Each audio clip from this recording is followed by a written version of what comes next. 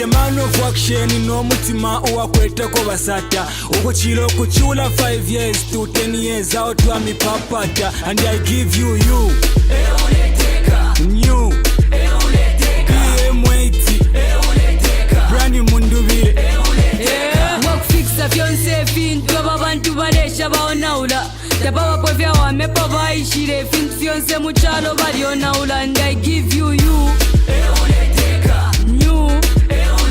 PM80 brandi mundubire uyu muntu abombela abantu nontu kupoke fintu fyabantu amajela boss bari fulwa ama minilos dibiri but kulya kantu enalepa mona akabombela po PM80 brani mundubire amaritari si balembi mona bashima famu balembi mona banakuluko kakeni chitenge beniko na banenu apo pa chitente niloya na vision PM8 brani mundubire we need the man of action no mutima uwakwetako basata ukuchilo kuchula 5 years to 10 years out wa mi papata and I give you new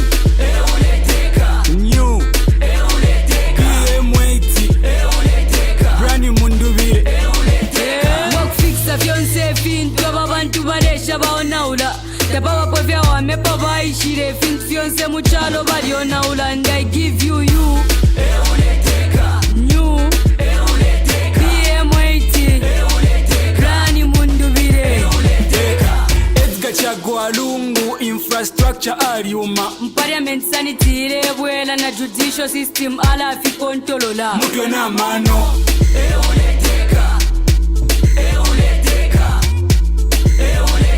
unity muchalo mwemisepela shinensu seni twikatane bonse tumana kapi akatupere kwenchitone filongoma bayuthi nishitwa senda akafibwesha munomo ichalo chonse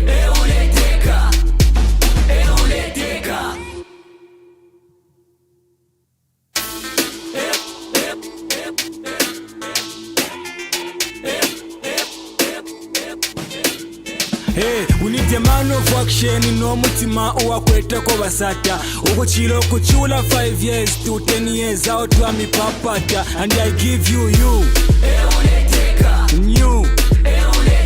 PM80 brandi mundubire wakufikisa fyonse fintu ababantu balesha baonaula tabawapo vyawamepo baishire fintu fyonse muchalo balionaula and I give you new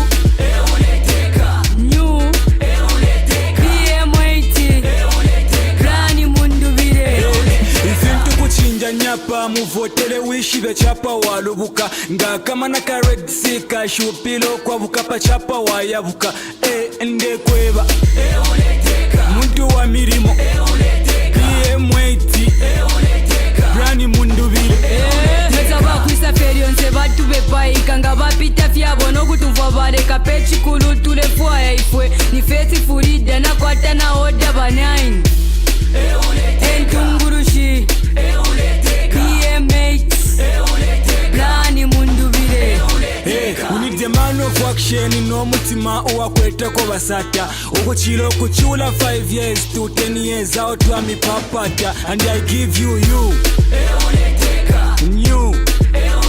PM80 brani mundubire wakufikisa fyonse fintu ababantu balesha baonaula tabawapo vyawamepo baishire fintu fyonse muchalo balionaula and I give you new PM80 brani mundubire uyu muntu abombela abantu nontu kupoke fintu fyabantu amajela boss bari fulwa ama minilos dibiri but kulya kantu enalepa mona akabombela po PM80 brani mundubire amaritari si balembi mona bashima famu balembi mona banakuluko kakeni chitenge beniko na banenu apo pa chitente niloya na vision PM8 brani mundubire we need the man of action then n'omutima owakwetako basata okuchira okuchula 5 years to 10 years out to me papata and I give you new BM80 brand mundubire wakufikisa vyonse vintu abantu balesha baonaula tabawapwevya wamepa baishire vintu vyonse muchalo balionaula and I give you new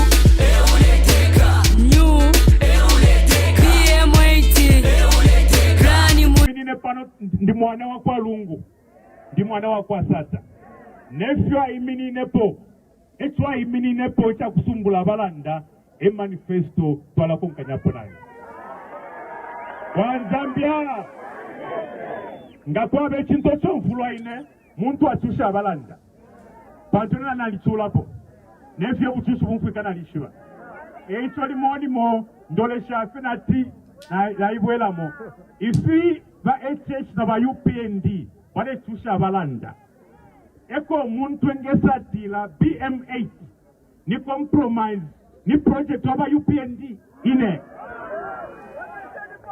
uyu wa tusha abantu ifi uyu untombo kulwa nankwe from 2021 umulando wa kutusha abalanda lelo ba MP abamumwene ba MCC abamumwene na imwe ni wikeli hapa kakwikata pate nicho malisaka mwana matusha abalanda teti mwe mumfu anepo na UPND yo tantu UPND tata kama na balanda abo baleti kwa BM8 abantu bakwe ni project ya UPND mkwa chabulanda balwa ni babuya ntanshabo ine ndefo kubeba ko message imo epo twalushira ma election ndefo muyumfuile nangubushi kubumo ishatala mwana hapo na HH no kwekala nishaishiba nangubushi kubumo nangu ni phone call na namba yako ishakwata nangubushi kubumo kutuma umuntu atikana ndile kuri president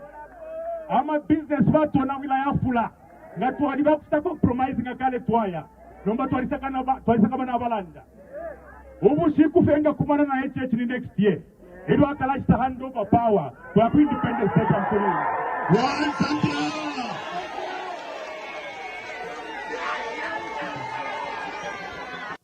which will be academic constituencies in their strongholds. And that's where the contention comes in. Shame. Because if it was non-contentious, why did they not respect the report of 2019 from ECZ?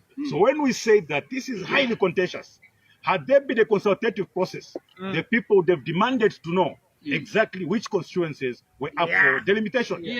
So it would be folly for anyone, including our own MPs, to accept or agree on this process and later discover that they've been ignored.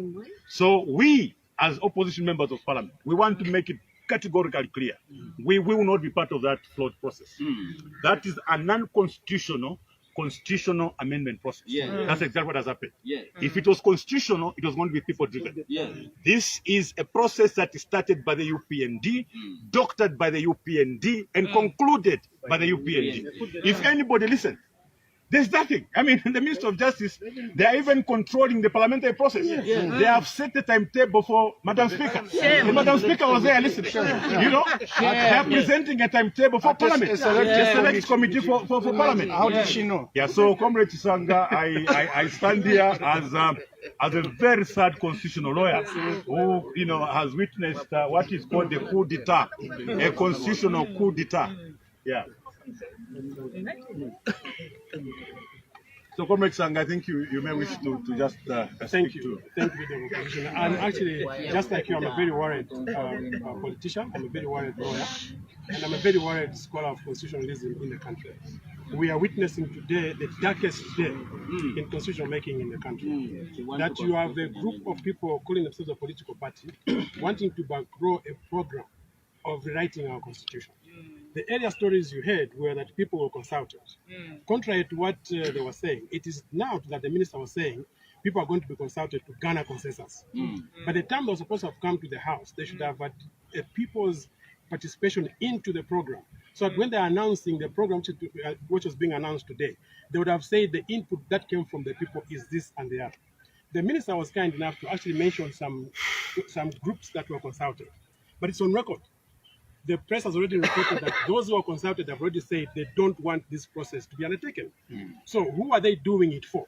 Because if you talk about the church has said no. If you talk about this political party here, we've said no. If you talk about CSOs which are credible, they've all said no. Even some individuals have gone to the press to go and mention that the way the UPND is going about amending this constitution, is incorrect. We should not do it. Others have even pleaded, can we just go to the election using the current constitution, which even ushered in the UPND into power? Why can't we hold the election with this current constitution and consider maybe amendments, next after the election? But what was even much more gregarious today was how the speaker.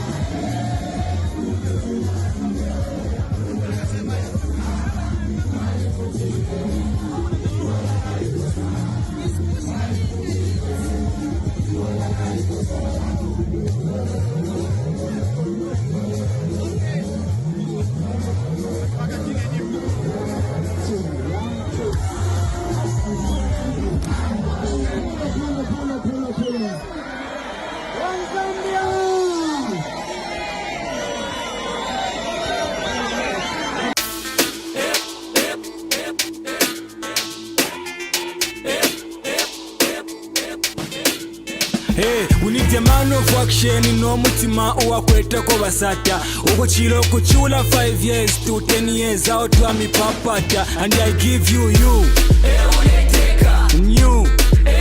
PM80 brand mundubire wakufikisa vyonse fintu ababantu balesha baonaula tabawa povya wamepa baishire fintu vyonse muchalo balionaula and I give you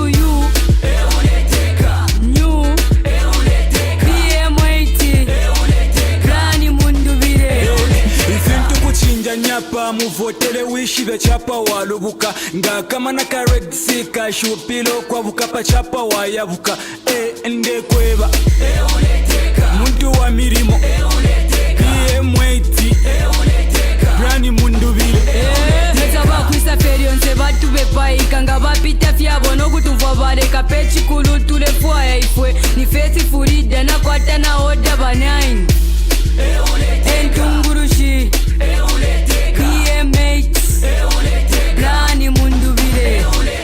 we need the man of action no mutima uwakwetako basata ukuchilo kuchula 5 years to 10 years out wa mipapata and I give you new PM80 brand mundubire wakufikisa vyonse fintu ababantu balesha baonaula tabawa povya wamepa baishire fintu vyonse muchalo balionaula and I give you new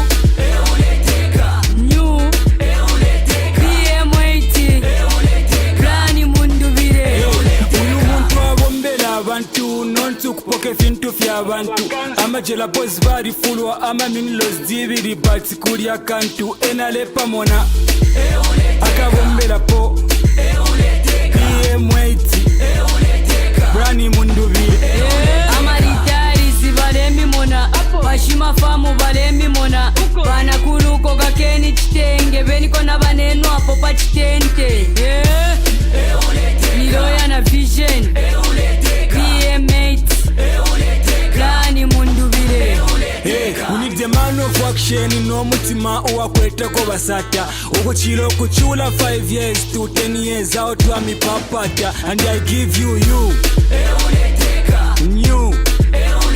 PM80 brani mundubire wakufikisa vyonse fintu ababantu balesha baonaula tabawa povya wamepa baishire fintu vyonse muchalo balionaula and I give you new PM80 brani mundubire chagwa lungu infrastructure aliuma parliament sanitire bwela na judicial system ala fi kontolola mutwe na mano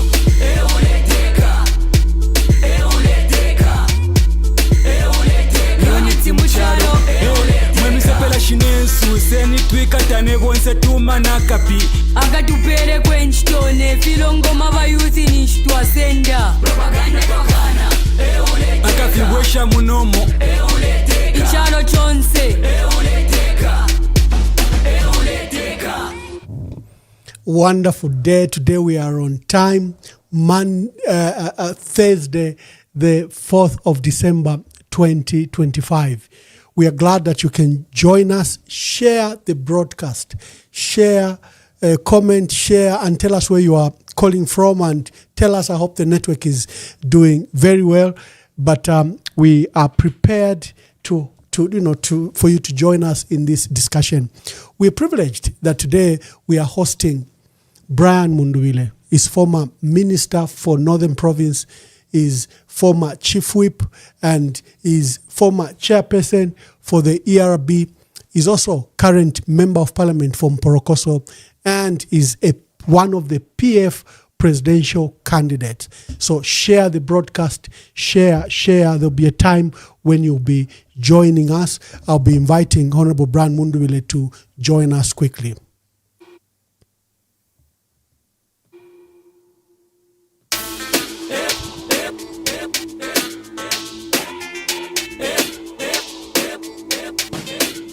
Hey, we need a man of action no mutima owakwetako basata okuchilo kuchula 5 years to 10 years out wa mi papata and I give you new PM80 Brandi Mundubile Wakufikisa vyonse fintu ababantu balesha baonaula Tabawa povya wamepa vaishire fintu vyonse muchalo balionaula and I give you new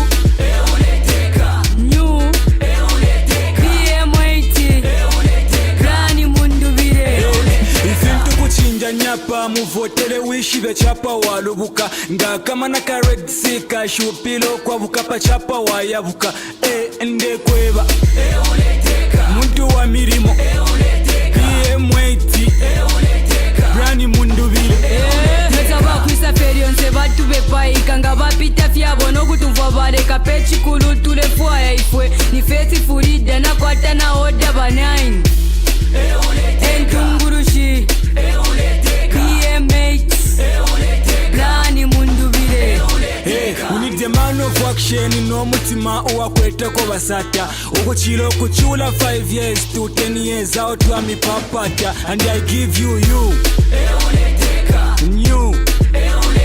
PM80 Brandi Mundubile wakufikisa vyonse fintu ababantu balesha baonaula tabawa povya wamepa vaishire fintu vyonse muchalo balionaula and I give you new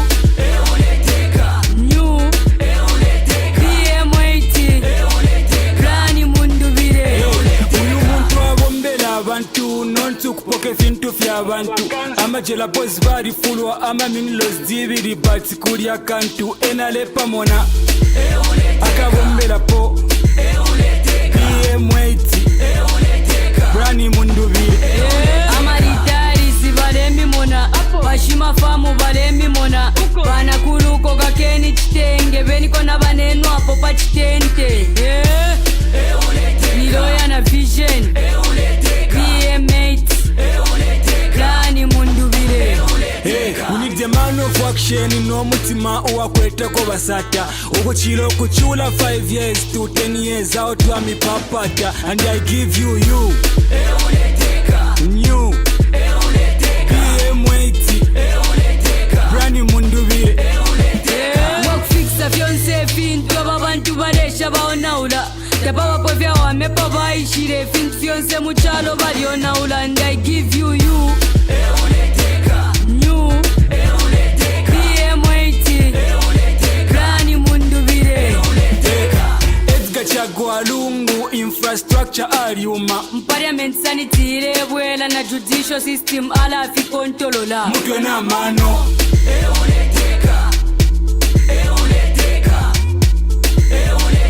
unity muchalo mwemisepela shinensi. Thank you very much. Today we are hosting Honorable Brian Mundubile. Is former Energy Regulation Board Chairperson, is former Minister of Northern Province, is former Chief Whip. He was at the center of Bill 10 and will be able to help us learn from the current crisis we have with Bill 7 and what's wrong with it. Let me bring Honorable Brian Munduvile and welcome him to the program. Honorable Munduvile, welcome to the program and good to see you. Thank you. Thank you very much, Ambassador. It's also good to see you. Thank you very much. You've been very instrumental as a leading voice in Parliament. You've been very instrumental as one of the voices in the Patriotic Front. And we have this issue of Bill 7. And I just wanted us to start from there. Kindly do a recap. What's the difference between Bill 10 and Bill 7? Why is Bill 7 being deemed as perilous for the nation and maybe not Bill 10? Just draw the parallels for us as we start the debate. Yes, thank you. Thank you, Ambassador. To start with, in order for us to properly discuss the concerns surrounding Bill 7, it's important to understand that in constitution making, the process is as important as the constitution. So when you look at what we are calling maybe new constitutionalism, there are certain fundamental principles that must be observed when amending a constitution. These will be transparency, broad public participation, legal framework, inclusivity, among others. So what that means is that in amending a constitution, you'll have to ensure, firstly, that there is broad public participation. And I'll explain why.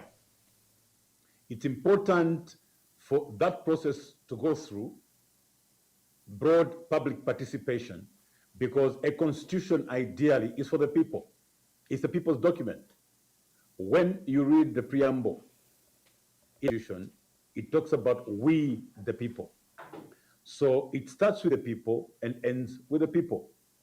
So without broad public participation in that particular process, before you even go to the content, it means that that particular constitution that you're talking about is not from the people. And that is one concern that has been raised in the constitution amendment process for Bill 7.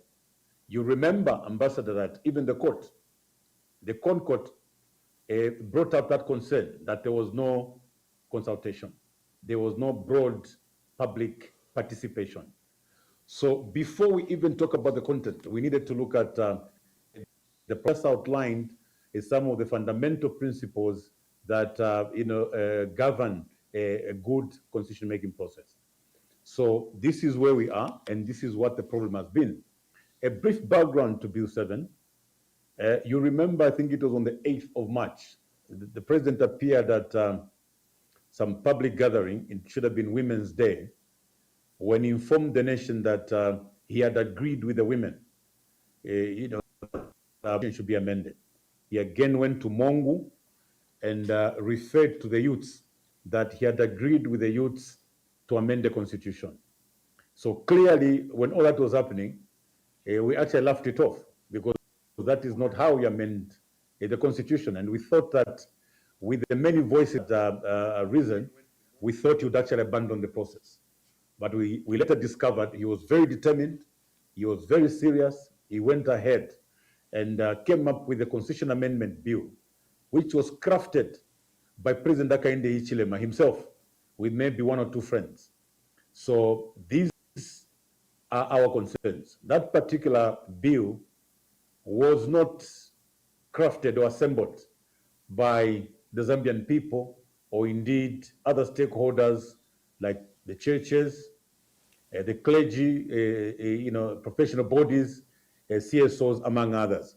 This is a bill that has come from the UPND and specifically from President Hakainde Hichilema. That's the reason why there's been resistance and apprehension against this particular process. What What was done differently with Bill 10 and what hasn't been done in Bill 7?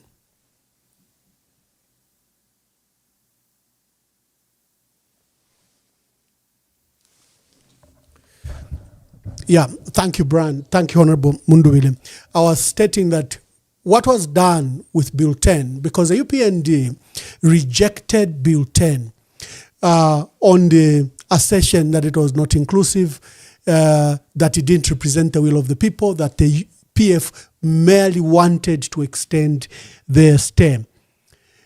What's different with Bill 7? I know you've explained on the consultative process. What was done, for example, to what length did the previous government go to ensure that the process had a legal foundation and was consultative? Even if it failed in Parliament, you could see that there were efforts done. Yes, thank you, Ambassador. I'll take you back to 2016. After the disputed 2016 results, there was tension in the country. There was seemingly a standoff between the major opposition political party, being UPND, and the PF. President Edgar Chagwa Lungu called for dialogue. He asked the Zambian people to sit down and dialogue, try and reduce that tension. So many stakeholders that included CSOs, churches, professional bodies, gathered at Mulungushi Conference Center. They held what was called a National Democratic Stakeholders Conference, a stakeholder summit. Out of that summit, it was agreed by the stakeholders. They identified two key stakeholders that seemed to have been at the center of that tension. They actually advised and guided that political parties should isolate themselves from that meeting for a moment and take time to go and sit somewhere to iron out the differences. Then they can come back and sit with other stakeholders. As political parties, Ambassador, I think you remember, we went to Siavonga. The representation was at Secretary General level. I was one of those that went to Siavonga. UPND was represented. There were 15, 16 other political parties. It was out of that meeting that we came out with 4 thematic areas that bordered on constitution amendments. So as stakeholders, we agreed that there was need to amend the constitution. And as a matter of fact, that particular accord, the communique that was signed in Siavonga, was actually drafted by the current Minister of Justice, Comrade together with Mr. Cholo Beani. We were very deliberate. We asked them to come up with a draft so that they did not depart from the common position that the political parties would take. So after that, Ministry of Justice started the process. Ministry of Justice went around the country collecting views from the Zambian people concerning the constitution. After that, the Minister of Justice came to Parliament with a roadmap to the constitution amendment process. Now, if you look at the fundamental principles that I talked about, Ambassador, one of them was the legal framework.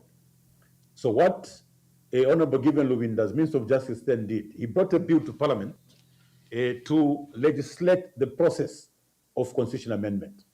By that time, the key stakeholders, being the NDSS, National Democratic Stakeholder Summit, political parties, and other citizens generally, through Ministry of Justice, had agreed to amend the constitution. I think that was the starting point.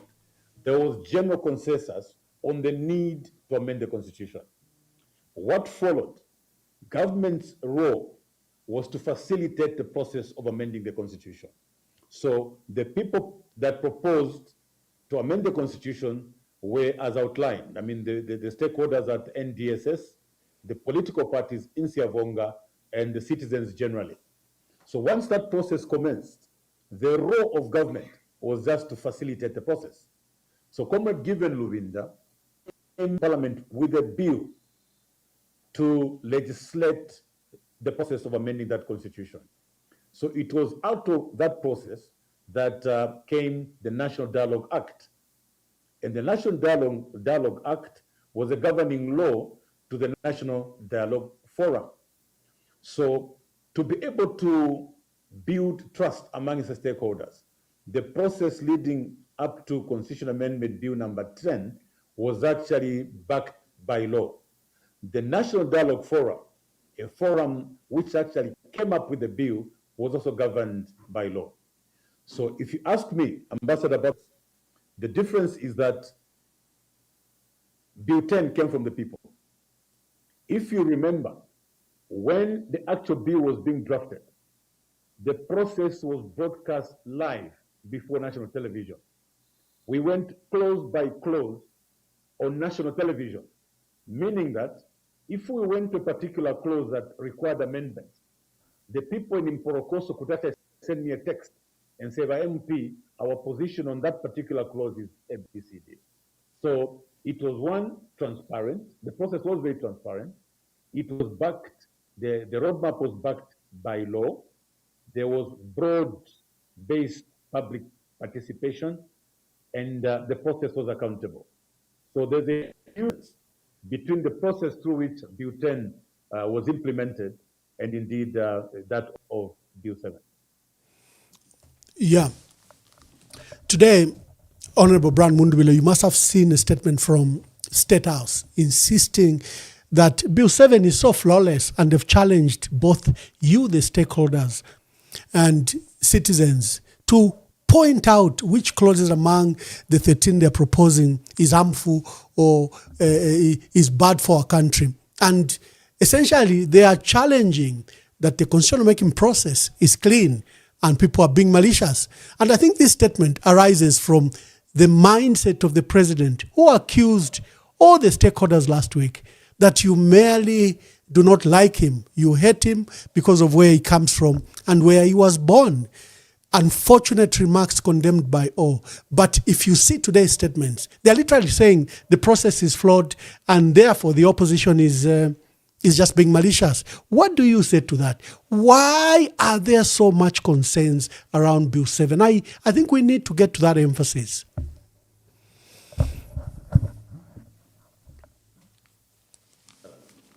Like I pointed out earlier, the process is as important as the content. So maybe before State House takes us to start discussing the content, the question that we have for President Hakainde Hichilema, who came up with those constitutional amendments? We want to understand, is there an emergency? Where was the outcry? Who actually came up with those particular clauses? That's a major question. Remember, Comrade Mwamba, that when you look at the Constitution, it's very different from ordinary legislation. A Constitution, besides being a power map, a Constitution is ideally there to discipline government. A Constitution disciplines especially dishonest governments. That is the reason why the Constitution Amendment Bill should not originate from government. That Constitution is supposed to be there to check the excesses in the exercise of power by President Hakainde Hichilema. But if we allow him to be the one to come up with a bill, then there's something wrong already. So before we even begin to itemize individual clauses, the question I have for President Hakainde Hichilema, who came up with those clauses in the Constitution? So it must be noted, Comrade Emmanuel Mwamba, that the process in this particular case is something that we started by questioning.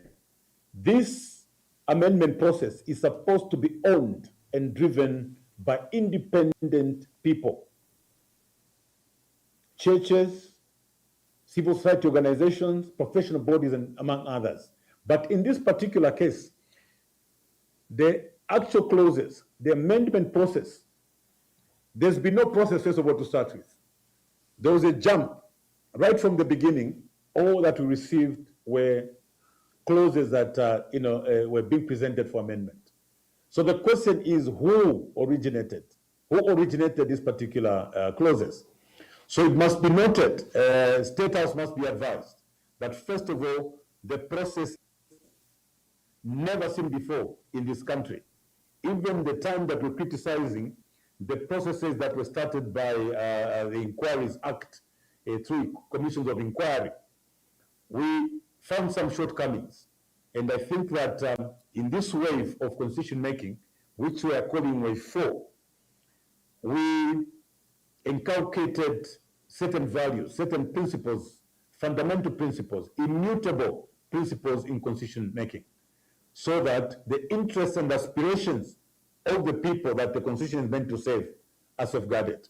But this was not done in this particular case of Bill 7. It must also be noted very early that at law, Bill 7 actually doesn't exist. Even as we discuss it, I must come out very early that after the Concord judgment, Bill 7 actually does not exist at law, because the court ruled to say and decided that the process leading up to Constitution Amendment Bill number 7 was actually unconstitutional. So in this particular case, yes, we have to talk about it, to try and defend our Constitution. But it must be noted also that even as we discuss Bill 7, Bill 7 actually does not exist at law. So before we talk about, say, delimitation, because Comrade Hamasaka would want to know, let's talk about delimitation. Delimitation is highly contentious. In this particular case, it's one of the clauses that are Honorable Munduwile. Constituencies. Yeah, thank you. We do not even know with this constituency. Thank you, Honorable Munduwile. We don't even know the basis of coming up. I want to take a small break. I want to take a small break, just I resolve just some issues of his. Honorable Munduwile, I want to take just a small break. I think we bring your microphone up. I monitor my broadcast live, and people are saying the volume on your side is a bit low. So I guess we'll lift your microphone a bit up. So let me just take a small break and allow the technical staff to do that. You need to support it because you mayors, some of you have done 2 terms already.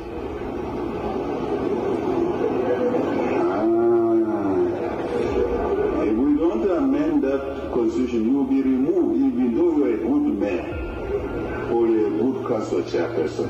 We are proposing that we should remove the term limit for council chairpersons and for mayors, you who are seated here, so that you can continue if the people want you, isn't it? As the councillor does, as the MP does, so is yourselves.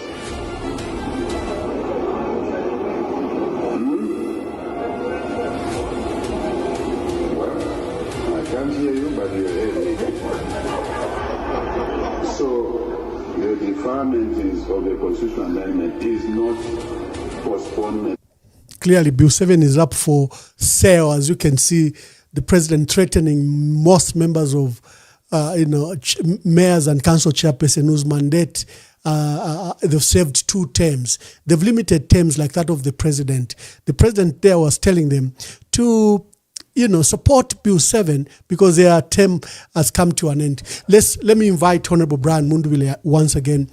Honorable Munduwile, the matter, I think, has been to court. The Constitutional Court ruled that Bill 7 literally squashed it, that it didn't follow process, it was illegal, it broke so many constitutional clauses. Sadly and stubbornly, the Speaker of the National Assembly, Honorable Nelly Mutim, and the President and the Minister of Justice refused to withdraw it despite the court order. In fact, it appears that the process that has taken place of forming a technical committee, creating this so-called consultative process, coming up with a draft report and draft constitution, all of a sudden seems to be in vain because they've just relieved Bill 7 in Parliament. Just speak to this issue of illegality, because I heard you say, in fact, Bill 7 is dead. You made it very clear. Just elaborate on that.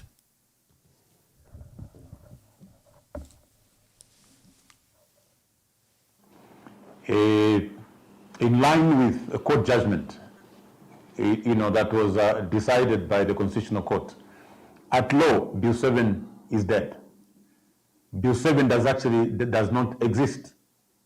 So when the Speaker of the National Assembly made a ruling that sponsor of Bill 7 could actually represent it on the floor of the House, that seemed to have been a contradiction to the path that the President had taken.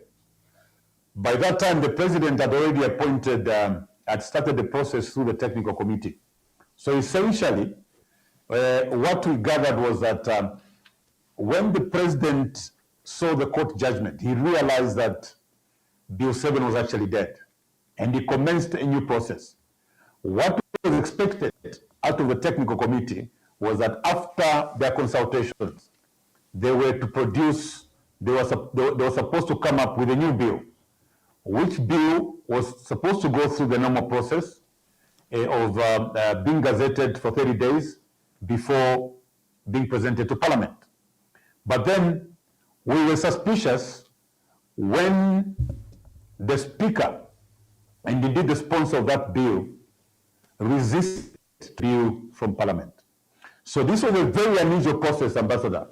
We had a bill in Parliament, but we also had a process surrounding that bill that was commenced by the executive. So this particular process was being dealt with by the two arms of government. Whilst the other bill was in Parliament but deferred, a process was commenced by the executive to try and consult citizens generally on this particular process. So the position the Speaker took contradicted the position the President took. The President in that case seemed to have realized that the earlier process was flawed and decided to start a new process by putting up this technical committee that will now go around to gather views and indeed contribute to this particular process. Whilst on the other hand, the Speaker was insisting that that particular bill was alive. Yeah, so we have now come to realize that the same bill, the dead Bill 7, is the one that has been brought back to life through a very unusual process. We did not expect that bill to come back to the floor of the House in the same state as it was when it was declared to be unconstitutional.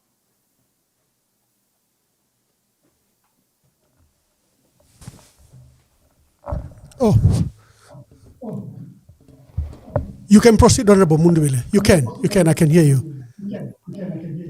Yes, I have just concluded on a point. I was submitting on the issue of the bill being in Parliament and resuscitated, the bill 7 resuscitated and presented back on the floor of the House, whilst on the other hand, the technical committee handed over a report to the President. The point I make there is that when you look at the move the President took, the President seemed to have agreed that Bill 7 was dead and decided to commence a new process altogether. And commencement of that new process was in line with the recommendations made by the courts, which were that the process needed a broad public participation. So we saw an attempt by this technical committee of going around the country to try and get views around these particular amendments. Of course, Ambassador, I must be quick to mention that even the way that the technical committee proceeded, not the correct way of going about it. You see, when amending the Constitution, first of all, the question that we ask is that we are dealing with clauses under Bill 7. Who came up with those clauses is a big question. Under normal circumstances, stakeholders meet. The first thing they do is to agree that there is need to amend the Constitution, as the case was in Bill 10. Stakeholders met and agreed that there was need to amend the Constitution. Once you have agreed to amend the Constitution, as stakeholders, you also agree on the extent, the scope of amendment. To what extent would you want these amendments to be? Once you have agreed, then you go further and agree on the design. You agree on the adoption process. You agree on the consultative process. You agree on the roadmap generally. Once you have agreed on all this, that is when you bring in government to facilitate the processes that have been agreed upon by the stakeholders. So ordinarily, even in the case of this technical committee, the misfortune is that the technical committee took the same Bill 7, just removed the numbering, and went to the same document to force it, upon the people to say, this is what we have, what do you think? The stakeholders were actually not given the freedom, the liberty to come up with what they thought needed to be amended. They still continued with the same clauses that President Hakainde Hichilema came up with. So even in that case, this was not the proper way of carrying out those consultations, or indeed, coming up with a new process altogether. It was the same Bill 7. So there was really nothing new, because the people that were consulted were not given the freedom to express themselves on what exactly they would have intended in the Constitution. The elephant in the room is you've been privileged to be, leader of the opposition in Parliament. President Hakainde Hichilema and the UPND do not have the numbers in Parliament to pass this law. They have, I think, about 97 MPs. The Patriotic Front has 55 MPs, and we've got about 10 independents. You need 111 MPs to vote for this. So President Hakainde Hichilema appears, and the UPND appear to bank on the goodwill of the independents and some members from the Patriotic Front. Earlier, before people even watched the broadcast, I was playing, as we're beginning, I was playing your very strong remarks against Bill 7. And you were rallying the troops that Bill 7 is harmful for our country. And I'll probably will play that video. There is fear from stakeholders, from Oasis Forum, from the members of the public. Even when we open phone lines, they'll bring this issue. This process will only pass because the Patriotic Front and the independents will have supported it. What is your view? What is the assertions? There's so many allegations that money is flying around. There are threats against certain members of parliament. There's appears like if you don't take the carrot, you take the stick, vote for Bill 7. How much can Zambians trust in the opposition and the independents that we have in parliament?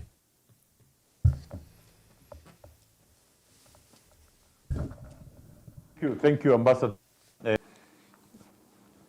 To start with, when we received information, we read something on social media, it must have been a week ago, that some members of parliament had received money from the UPN with a view that they support Constitution Amendment Bill number 7. In my capacity as the national chairperson for parliamentary affairs under Tonse, I got alarmed, and I immediately assembled a meeting of members of parliament to address the nation. At that meeting, we came out very strongly to warn all those MPs who may have compromised and taken money from the UPND to support Constitution Amendment Bill number 7. We sent a very strong word, because from the time that this particular bill was presented to Parliament, we've been engaging members of Parliament. However, we could not ignore the information that we saw on social media. So, Ambassador, I want to tell you that from that time, of course, as a leader, a national chairperson of parliamentary affairs, I have a duty. I have a duty to ensure that parliamentarians do what they have to do. They should do what they were voted for, and that is not to betray the people that sent them to parliament. So I have been engaging members of parliament one-on-one, especially some of those names that we've seen flying around on social media. I must tell you, Ambassador Mwamba, that so far, a few of those names that I've spoken to have made an undertaking. They've promised that they will not betray the nation. They'll stand firm in defense of the aspirations of the people that they serve. I did not get the permission to mention their names. Of course, in due course, I should be able to mention some of those names that are appearing on that list. So we have a duty. It's a call on all of us, the churches, citizens generally. These members of parliament are our representatives. they are there in parliament in their representative capacity. So I want to call upon Zambians. You must speak to all of us. Speak to your parliamentarians, the churches, the parish priests. Call your parliamentarians. Let them understand the need to stand with the people. So I can confirm to you, Ambassador, that yes, we are in active talks with some of those names that have come on social media, and I'm happy to report that quite a number of them have promised that they're going to remain steadfast, and they will make sure that they don't betray the people that voted for them. We saw last week the Oasis Forum organize public protests, but the president quickly held a press conference on Wednesday, discouraged the public protest and demonstration, and called for dialogue. When that dialogue came, just as many people feared, it didn't go anywhere. First of all, the president appears that he was not sincere, number one, because as soon as he held those discussions, he announced that he was meeting another group for him. And when he met that group on Monday, it was very clear that Bill 7 was headed for Parliament, and that the talks that Oasis Forum had engaged in appeared to be window dressing. And I'm glad that we have a video of Honorable Beauty Katebe, the chairperson, announcing that the dialogue that they had hoped would resolve, would prevent street protest, would bring the teams together and to bridge the gap that existed. The dialogue had failed. And the president has been dismissive that we should lobby you MPs. It's up to you. The matter of enactment of any constitution or any law lies with you, or we should go to court. But we have a background. There are allegations that, first of all, the president is shrinking the democratic space. This has been reported in international reports. There is controlling major democratic institutions such as Parliament, the Judiciary, Electoral Commission of Zambia, and others. Again, these are documented. So to refer you to court or to Parliament appears a mockery in light of the condition. There seems to be low trust by members of the public that Parliament is independent and can do the right thing, that the judiciary can do the right thing, as we saw the dismissal of that matter by a member of the judge who themselves have previously been accused of being close to the president. Oasis Forum has called for action from citizens and from stakeholders like you. Are you in any way engaging with institutions like Oasis Forum? Are you ready, other than your work in Parliament, to go to the street or to bring pressure to bear? Are there any thoughts around that particular matter? Yes, Ambassador Mwamba, I want to confirm that we are going to use any constitutional means available to register our protests against Constitutional Amendment Bill number 7. As a matter of fact, even that day when we gathered at the Cathedral for prayers, we were among the many Zambians that gathered there. And before that, as parliamentarians, we actually signed a social contract, the Oasis Forum. We have a partnership now in the fight against Bill 7.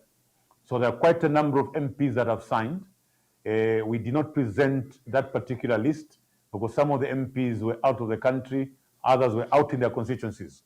We didn't want to present a picture that would appear that some of them resisted to sign when they were just absent in the actual sense.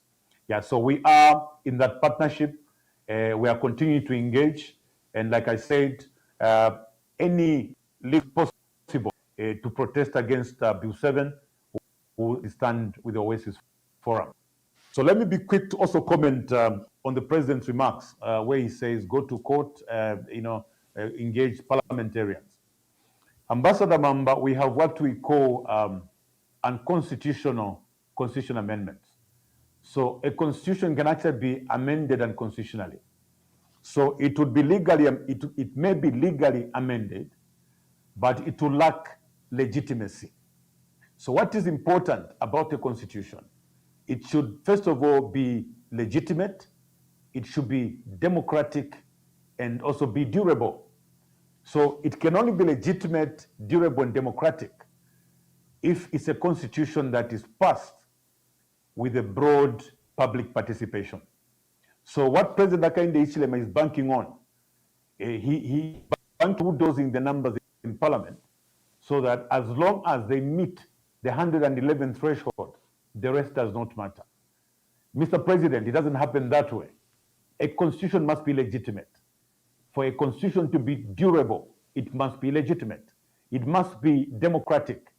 People should freely participate because that constitution belongs to the people of Zambia. It must be one that takes into account the aspirations and interests of the people. So it's not enough for your government, Mr. President, to intimidate a few individuals, entice individuals with some cash incentives to get to 111 and believe that you've passed a constitution. A constitution that's not legitimate would definitely be disastrous to this country. So, as opposed to referring to the courts and parliament, a modern constitution should be a product of a negotiated settlement. It should be a product of dialogue. It should be a product of consultation. Because when you look at the constitution, really, why should it be so hard that the president is now saying, go to court?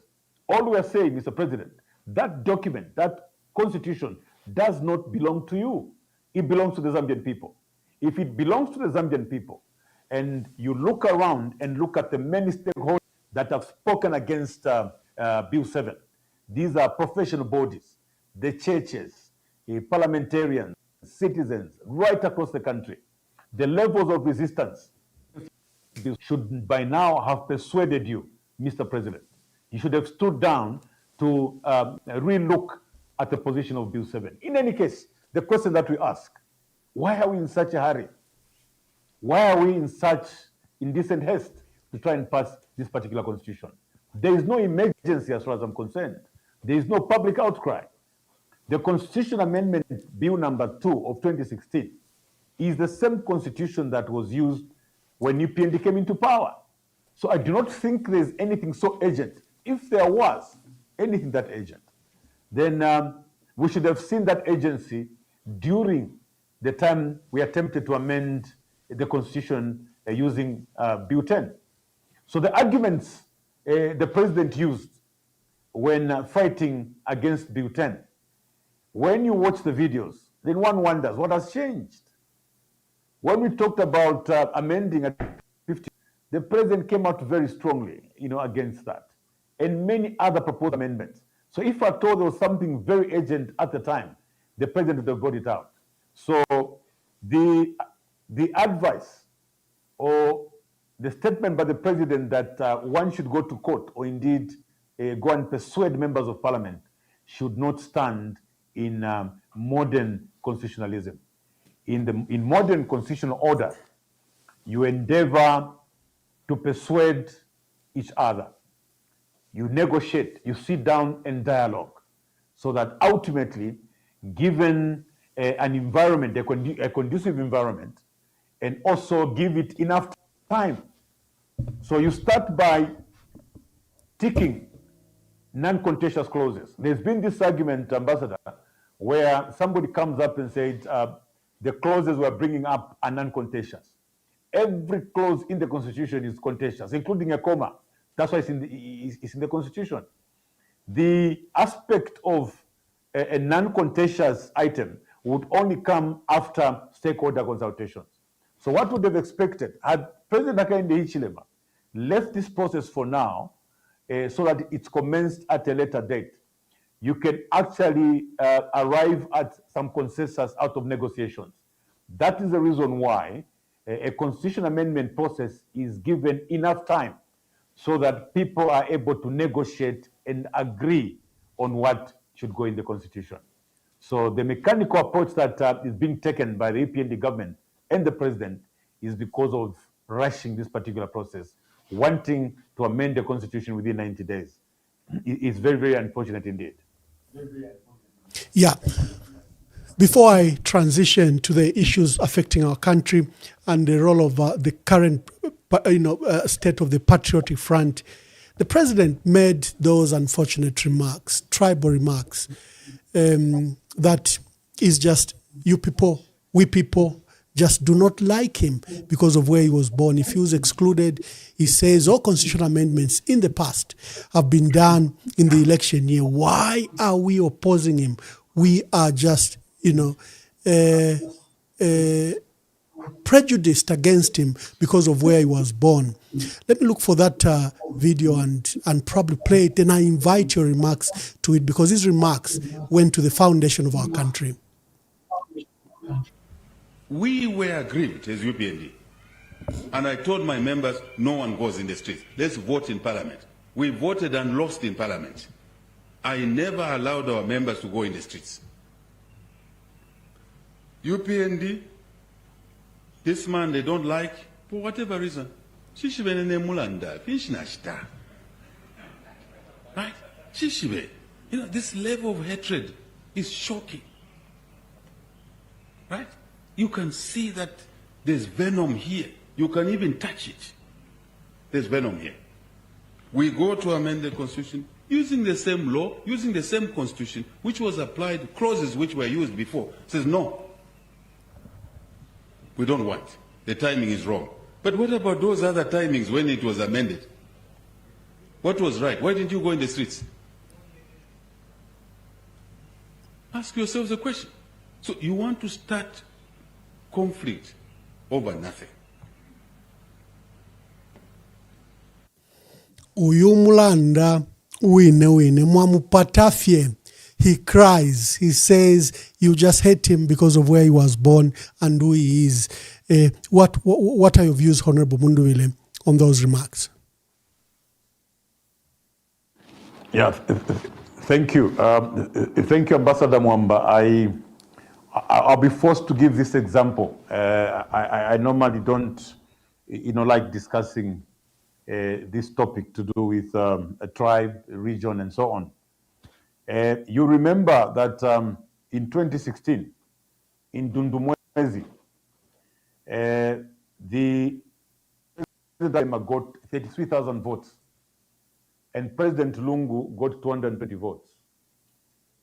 Can you imagine? Did you ever hear President Lungu go and say to the people that gave him 220 votes as a sitting president? He never accused anyone of hating him. I've just given you an example. He was a sitting president, delivered development to all parts of the country. His friend got 33,000 votes. He got 220 votes. But President Lungu was able to go to Dundumwezi. He actually took some rural electrification project to Dundumwezi after he got 220 votes. He says, look, this is part of the game. This is democracy. I only got 200 votes, but the people here are Zambian people, and I'm going to take democracy there. Why President Lungu cry foul when President Hakainde Hichilema went all around and campaigned against Constitution Amendment Bill number 10? President Hakainde Hichilema went against Bill 10 after being part of the process. Ambassador Mwamba, I want to tell you that besides the Siavonga meeting, as political parties were meeting at the Law Association of Zambia, out of those that were representing the party, I was actually the one negotiating with 15 other political parties that included the UPND. And the UPND was represented by President Hakainde Hichilema. We were meeting and negotiating on this Constitution Amendment Bill number 10. But when we got to the end, they abandoned the process, sabotaged the process until that process collapsed. The bill collapsed on the floor of the House. But President Edgar Chagwa Lungu never came up to talk about how he was hated through that particular process. So the challenge that we have, Comrade Emmanuel Mwamba, like I pointed out earlier, I think that President Hakainde Hichilema thinks that particular constitution is actually his document, because he is the one who came up with those amendments.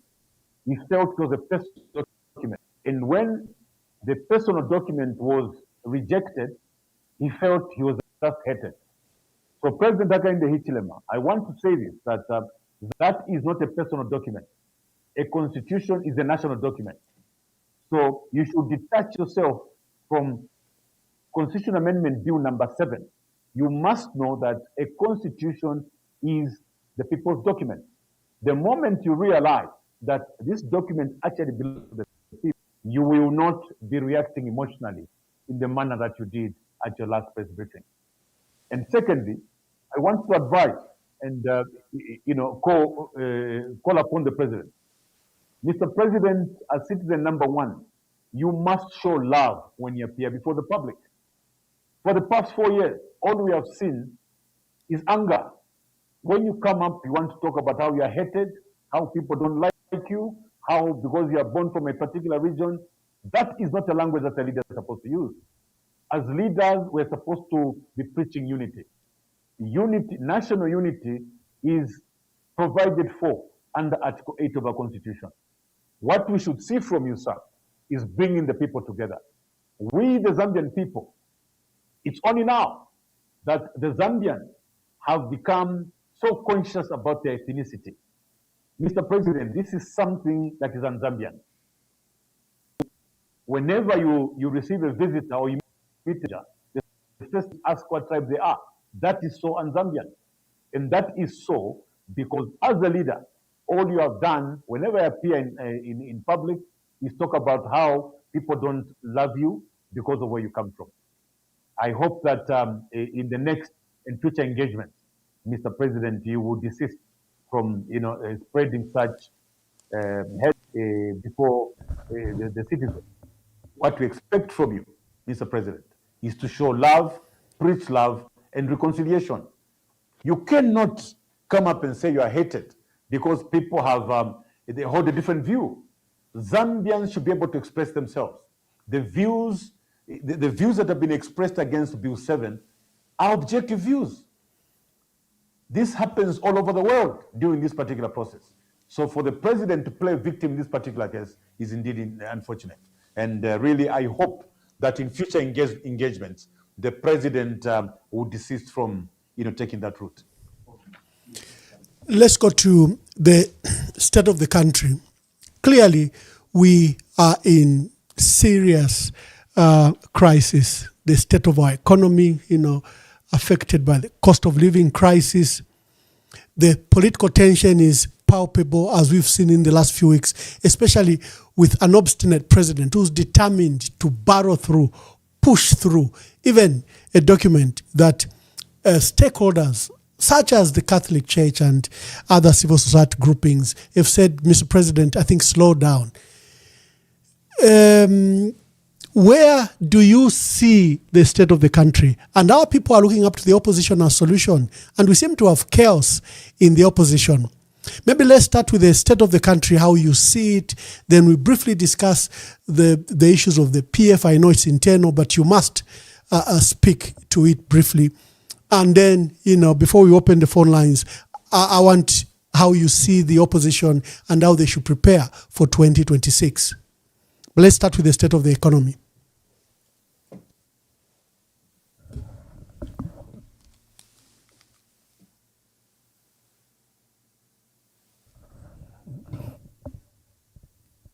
Hello, please do volume for Honorable Mundubile.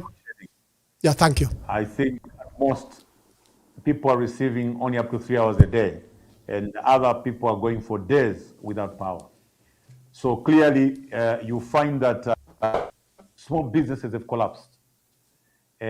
Small companies, medium-sized companies are all closing because of this load shedding and power challenges. So there's high cost of living. You look at the food prices, they're skyrocketing. Levels of unemployment are rising every day. And we don't see any practical efforts being made by government to try and resolve these challenges that the Zambian people are facing today. So clearly, the state of the economy, we don't see any benefit.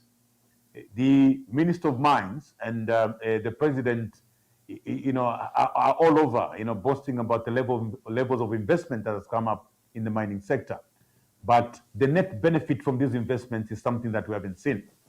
I think Emmanuel, remember, we've been discussing this. We've been talking about the incentives that government has been giving to these mining houses. In the first year, hardly a month after the APND took over power, they gave these incentives to the mining mining companies that resulted in losses to the National Treasury. I remember that it should have been maybe 6, 7, 8 billion kwacha that resulted as a result of the incentives that were given on mineral royalty taxes, where it was reduced from 6% to 3%, deductible. So these measures by the Minister of Finance in the first year of being in power were supposed to be in exchange for ramping up production in the mining sector of up to 3 million tons by 2031. Now, this is 4 years later.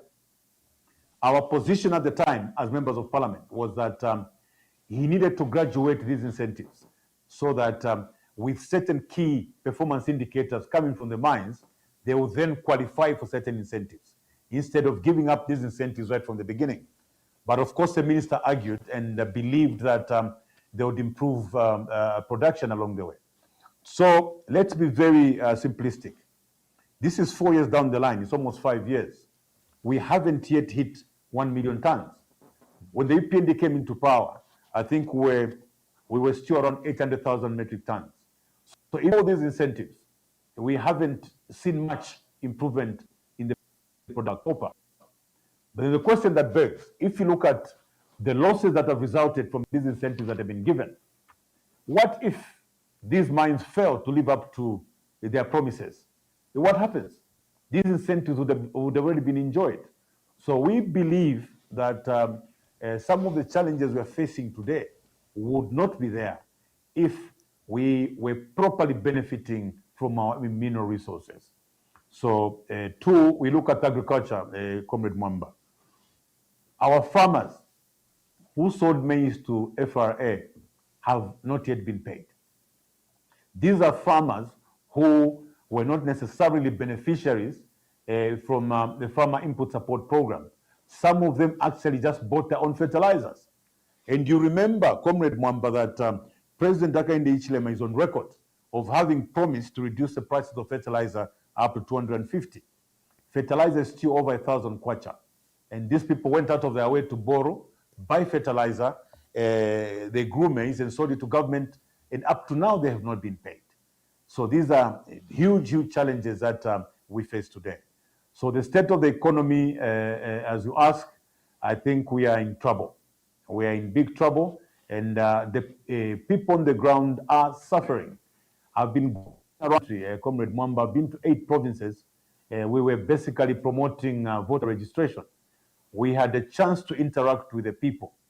Whether it's on the Copper Belt, go to Mufurila and go and find out what the miners are going through. So when you listen to President Hakainde Hichilema and Comrade Kavuswe on the floor of the House, you would think that there's paradise on the Copper Belt. Miners are resigning every day because of the bad conditions of service.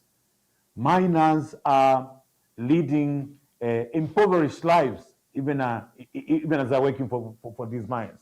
And yet we continue to report high investments in these areas. So the state of the economy, Comrade Mwamba, is very, very tough for our people. Abantu Valechula, like I said, Vanyinefwe, Imisepela, and everybody else. We took time to interview people, and it's a sad story out there.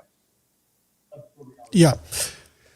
The Patriotic Front, the largest political party in the country. If you go to Shangombo, you go to Nakonde, you go to Zambezi, you go to Chama, you will find almost an intact leadership and still members. The state of the Patriotic Front has been of worry to our people. It's not because of your own making, I guess, because first the party has been assaulted severely from the state. There's been an assault, relentless assault against its leadership. Currently, the Secretary General of the party, Honorable Raphael Nakachinda, is in prison on speech offenses, and many other leaders are in prison for this and that. The party itself, the legal ownership has been hijacked from the legitimate owners, it is of worry. And we are 7 months away from an election. We are a few months, I think under 6 months before we go to the nomination for presidential candidates for the country.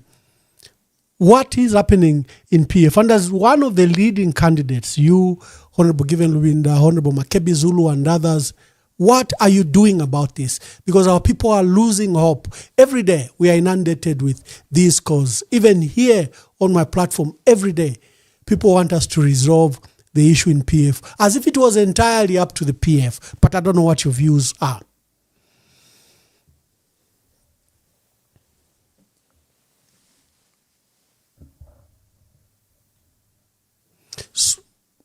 Please do the volume for Honorable Mundubile. And our belief was that I think some of these differences that we've been seeing would have come to an end had we gone to a convention. Because what the PF needs a leader. A leader must emerge and begin to take charge of the affairs of the party.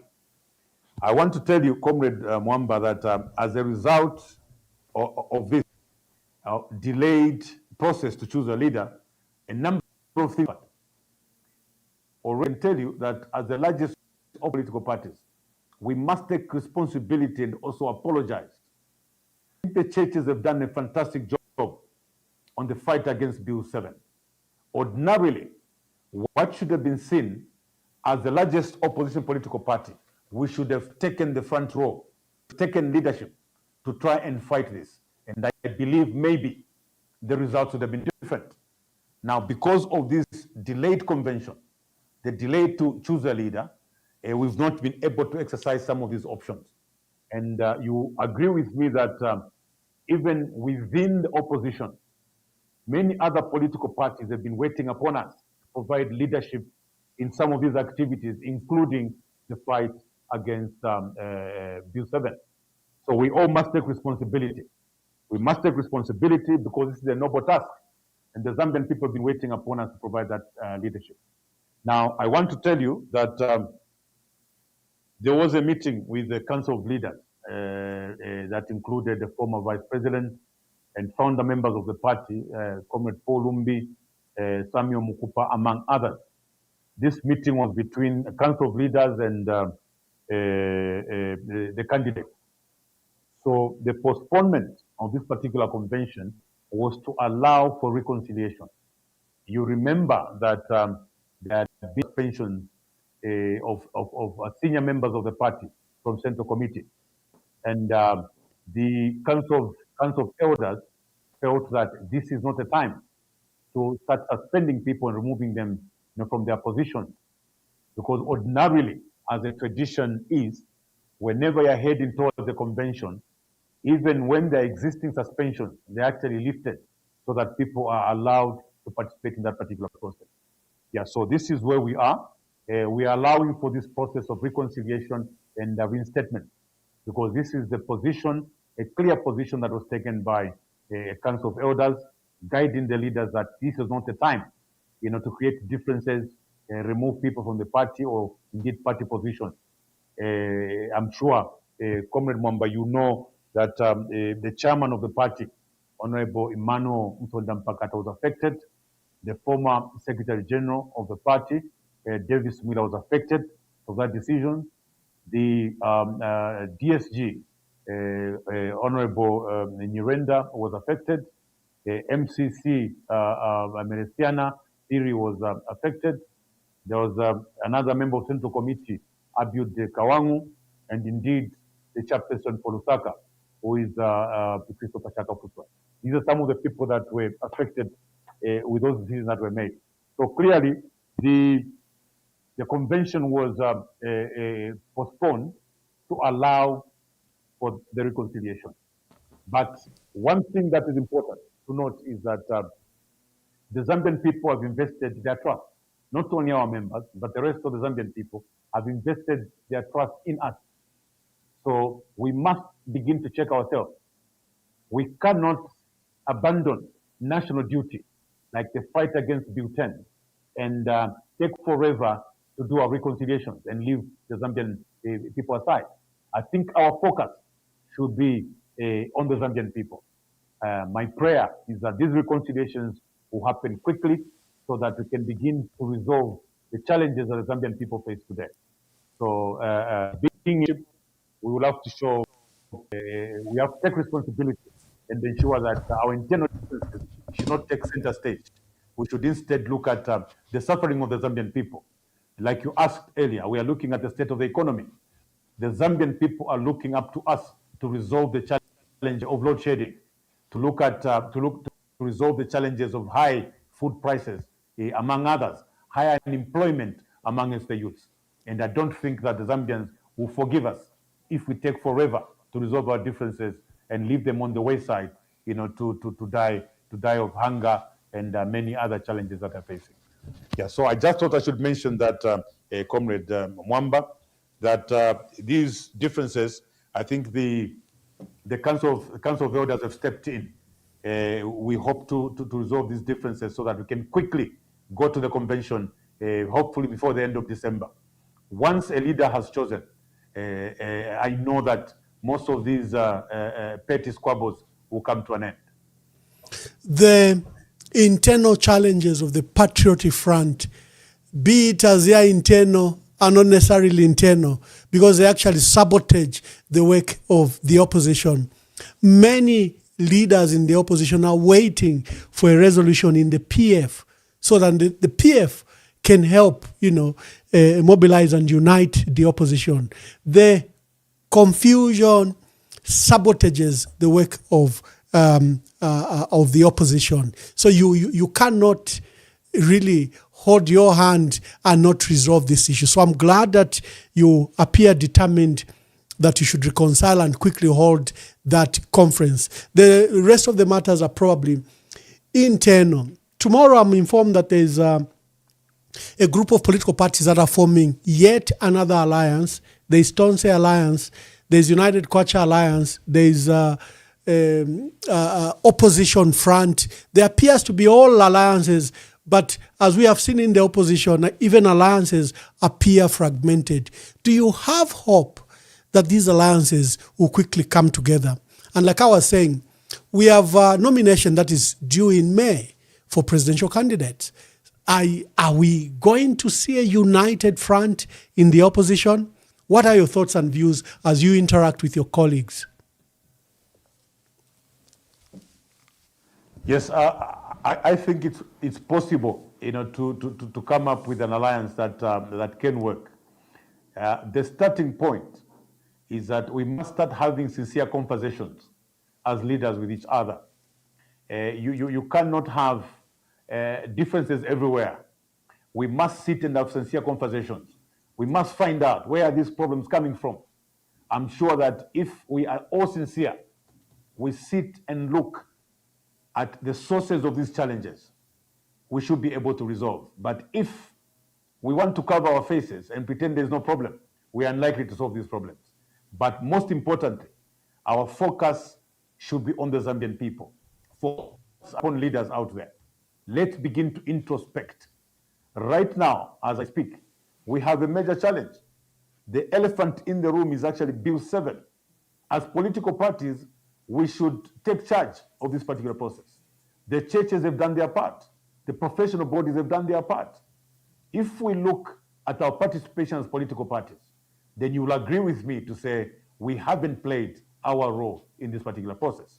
And it's a call that going forward, yes, let's allocate a bit of time to form alliances, but let's spend 90% of the time coming up together to fight against Bill 7. That is the elephant in the room. The differences that we may have amongst ourselves should not occupy our time.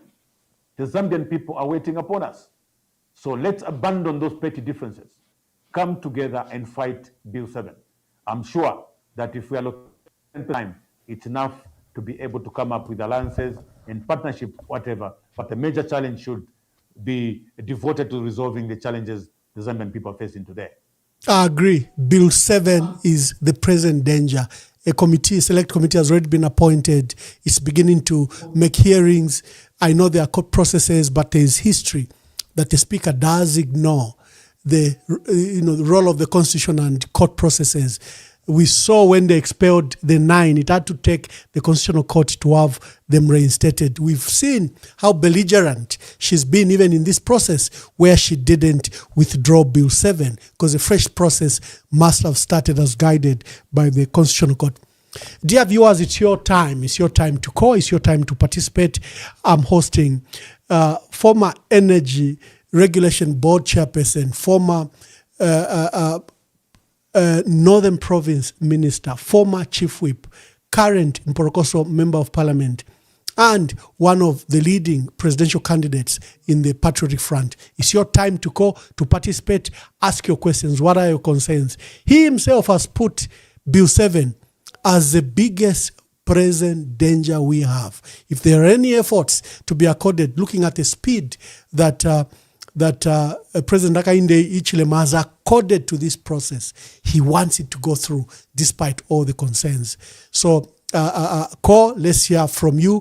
Do you have any questions for Brian Mundubile?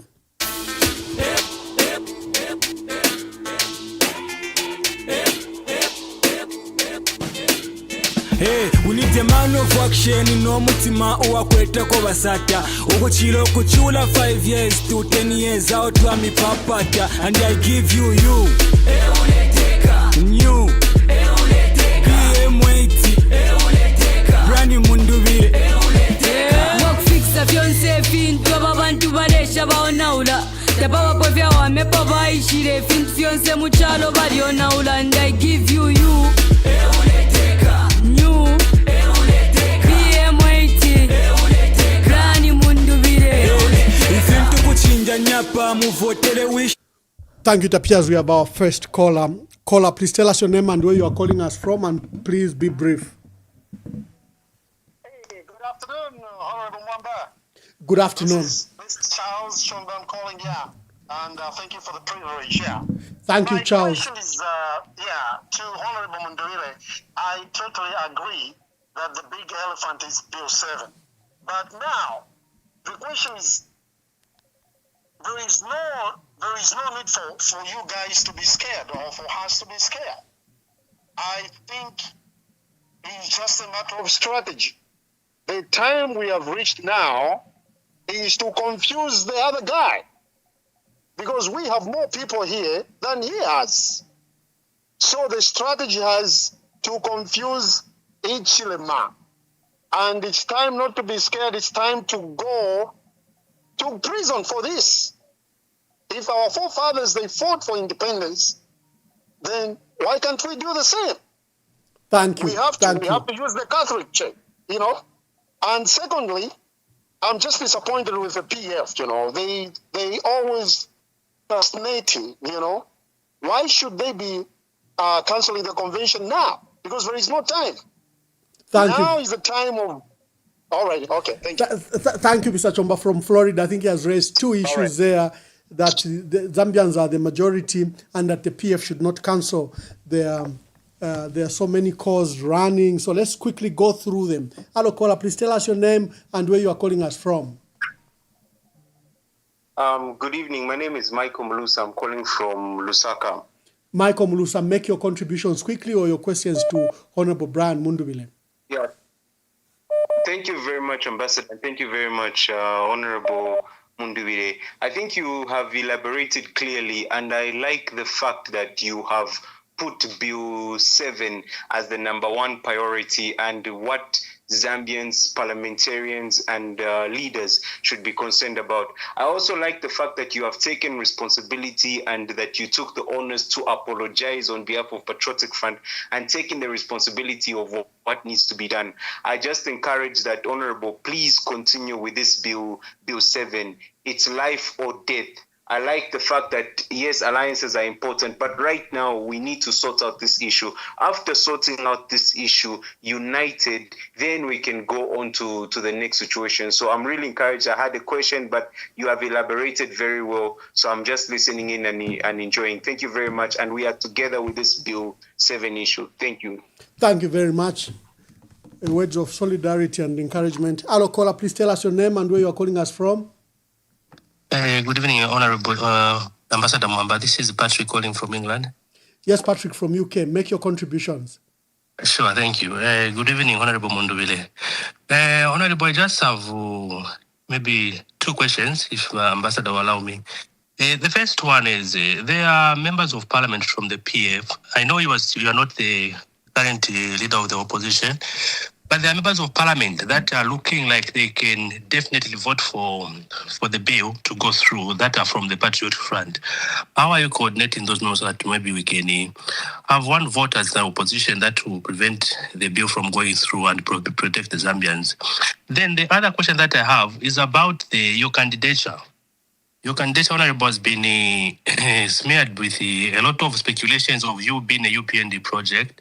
And recently, I don't know if it's yesterday or the other day, Honorable Davis Muila, who is known to be your supporter, issued some statement about the PF that members should just scatter and join other political parties because the PF is dead. And when there's a talk of you being a UPND project, and then someone who is close to you is talking in those lines, how do you talk of that? And how are you going to distance yourself from such talks from someone who is in your camp, like in your campaign team? Because definitely Honorable Mwila doesn't mean well for the party. If someone who is a former SG can speak like that against a political party where he was the chief executive just some few months ago, definitely didn't sit well with many Zambians, and you to definitely put your name in bad light. How do you? Thank you, my brother. Thank you. Yes, to what extent can Honorable Mundubile be responsible for statements of those that are his followers? I think that is a question. Hello, caller, please tell us your name and where you are calling us from. Greetings, Ambassador Mwamba. Good evening. Yeah, this is Chano Dangwira. Mr. Chano Dangwira, please make your contributions or questions to Honorable Brian Mundubile. In the first place, I want to state categorically that I think Zambia's solution has been. I want to be very frank with all the Zambian people that I think Honorable Brian Mundubile has proven to be a map of the moment to get us out of the many problems that Mr. Hakainde Hichilema has brought us into. This is simple. The articulation, the knowledge of the Constitution, and also the knowledge of governance, I think, has proven to us that I think this is, the plan B that probably has been, overemphasized regards the Patriotic Front and Zambia at large. The other thing that I want to talk about is that, look, Brian Mundubile has categorically stated, just like the Oasis Forum, to say, look, it's not about the content of the bill. It's about following, it's about allowing dialogue. And I think what the UPND has missed and what all these other stakeholders have missed is the issue of dialogue. So the best is probably, let's restart this process and look at what is missing, then we put in what is missing. But all I can say is that Zambians, fellow Zambians, the man to govern us coming coming to 2026 has been found. And this is Brian Mundubile. Thank you so much, Ambassador Mwamba. Thank you very much. I've got so many calls waiting. Please be brief. Hello, caller, please tell us your name and where you're calling us from. Good evening, Ambassador Emmanuel Mwamba. This is Lilian Mutambo calling from the UK. Yes, Lilian from the UK. Make your contributions. Good evening, Mr. President, Your Excellency, Honorable Brian Mundubile. Thank you so much, Emmanuel Mwamba. Basically, for me, what I just wanted to ask Brian Mundubile is if he can come up with a special purpose vehicle for us to move, because there's no time. We are seeing the games that are being played by the Patriotic Front and also the infighting that is going on, which a lot of Zambians are worried about, what's going on. And, Fila Ilanga, we can tell that President Brian Mundubile is the incoming president in 2026. And I don't even know why we're wasting time. I know there is a supposed convention to take place, but from what we know is that Hakainde Hichilema will never give the Patriotic Front back to PF. So what is the plan for President Brian Mundubile? Does he have a special purpose vehicle? And if there's no special purpose vehicle, there's so many political parties willing to adopt him as president. Secondly, is he willing to resign as of January 2026 or maybe around March so that we start campaigning? And I also want to encourage him that here in the diaspora, and many of us are rallying behind Brian Mundubile. That is why we have even come up with the theme Uncle B. So Uncle B, we love you, we celebrate you. Focus. Just know that you are the giant in this race. The race is between President Hakainde Hichilema and you will carry the day in 2026. Thank you so much. Thank you very much. There was a body, now there's an uncle. Lily Mtambo from the United Kingdom. Hello, caller, please tell us your name and where you are calling us from. Hello, Mwamba. Hello, caller, please tell us your name and make your contributions. Okay, I will remain anonymous for now, but I'm calling you from the Copper Belt. Yes, caller, make your contributions. So, my advice is, this goes straight to Honorable Brian Mundubile. You've got less than a year to go before the elections. One tamula sorting each pan. You cannot realize that PF tamaka ipoke. Why can't you form an alternative party and then channel the structures that you have towards that new party? Patriotic Front. We are giving you a suggestion. Put NPF, even New Patriotic Front. You hit the ground running. Haven't you lost faith in the courts? How many times have you been to court? You risk not even having a candidate. Already you started the blame game. Davis Mirawaringere to lose my elections. It is you now who's betraying the Zambians because they are looking up to you for leadership. And say if you go into the legal which you've tried, why can't you just register another party so that you tell the people to say, well, now we're on this party. If you have special vehicles, if you have alliance, they're not even important for now. You've got a lot of numbers at Patriotic Front. Members can just switch from that PF that we know to the NPF if you also want not to confuse people. Okay, my caller. Okay, thank you very much. I like how callers think it's that simple. Hello, caller. Please tell us your name and where you're calling us from. You're talking to Mambochola. Good evening. Mambochola, make your contributions. Honorable Brian Mundubile, good evening. This is Team Lee Camp. Yes, my brother, make your contributions quickly. Honorable Mundubile, I just want us to urge you to continue speaking for the voiceless, and I want you to continue being steadfast because you are dealing with a very, very difficult person in the name of President Hakainde.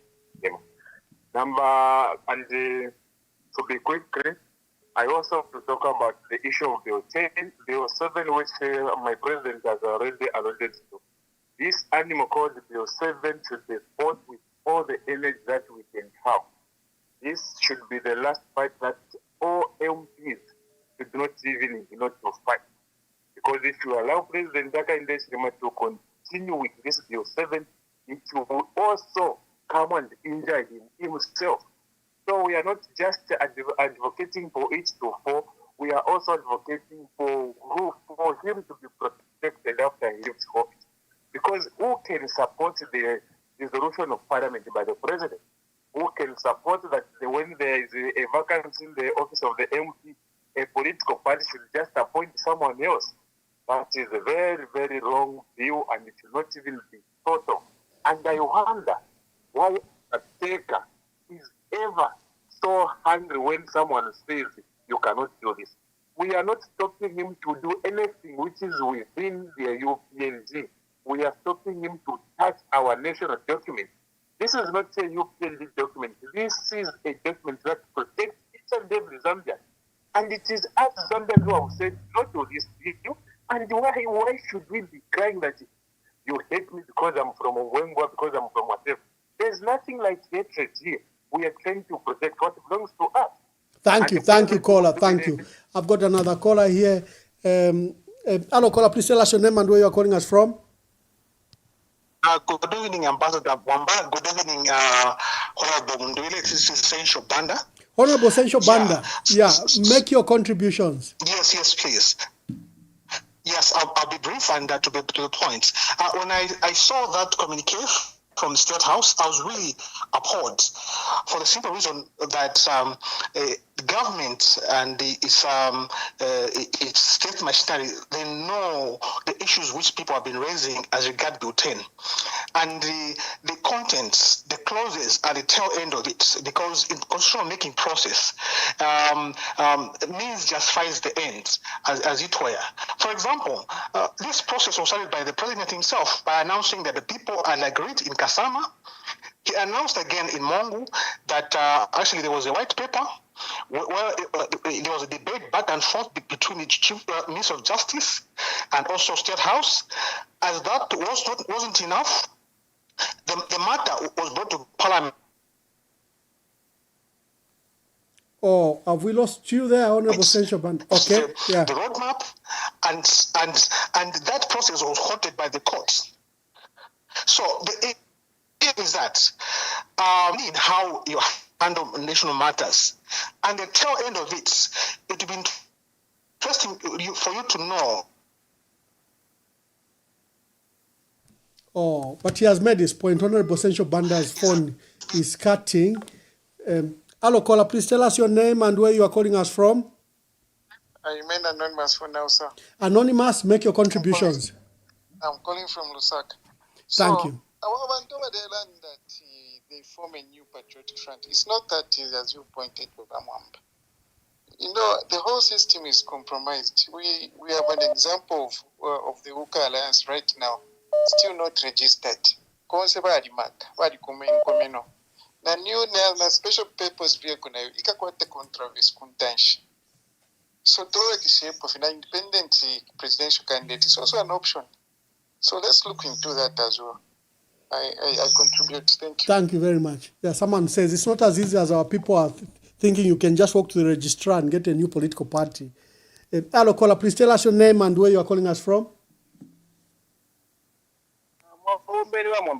Endita, make your contributions. Introduce yourself. Mkwai.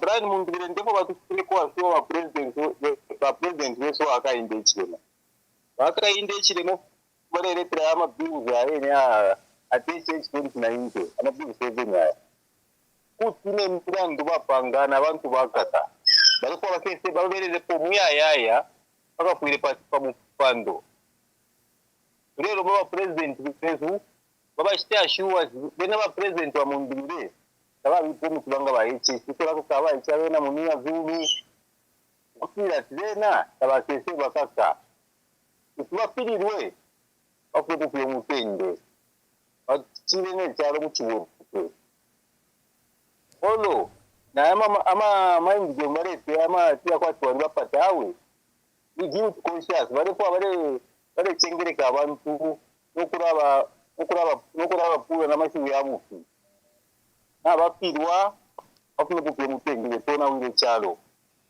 Thank you very much. Thank you very much. Is saying, can you assure President Hichilema? It looks like he's doing all these things from inadequacies that you come and jail him.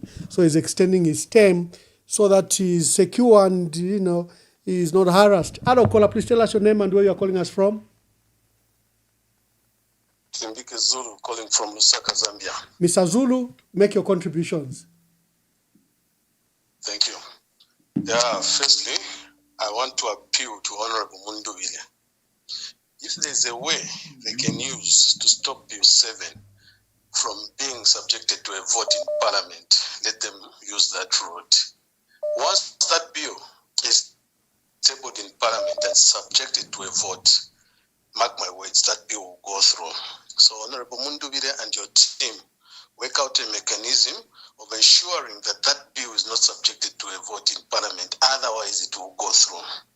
Secondly, the remarks attributed to the former SG for PF maybe it's the way he presented the remarks, but there's an element of truth in what he said. Let's face facts. PF will not be given back before elections.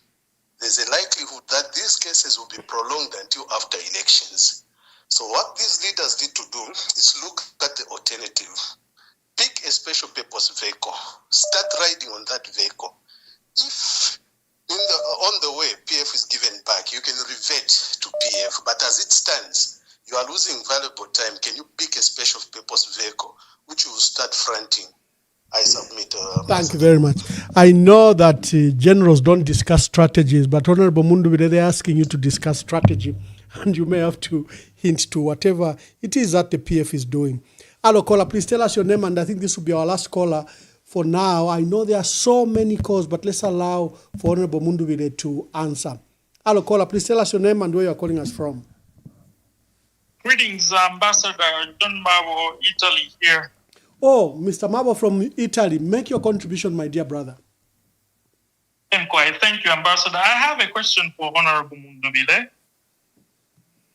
Because when I was in Zambia, Kuchidilo, I passed by the PF Secretariat.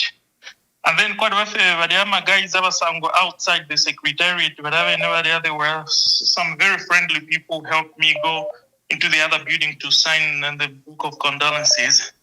And then, we were asking, so what do you think is the future of the party? Rape Shafe out of curiosity. Most people, from the Secretariat now, within the province ya Lusaka na kumbia kutwaile kukopa belt na kuruapo. Vale landa vamundubile. Italimbushafe. But questioning but since abantu abengi they pointed on Honorable Mundubile, what's the issue within the party? Lack of unity na show of ama egos. Where is the problem? Because I think the Zambian people Kulanda fechinka barafuwa Honorable Mundubile chinka. But apa problem fyo kulanda mchinene chinka. Problem apa within the party ni pesa. That's my question to Honorable Mundubile. Thank you, Ambassador. Thank you very much. Mabo, our last caller, is a gentleman from Italy, is a chairperson of Zambian community in Italy, and he feels that the PF are wasting time. They already have a leader. I will invite Honorable Brian Mundubile to answer to the questions that have been raised.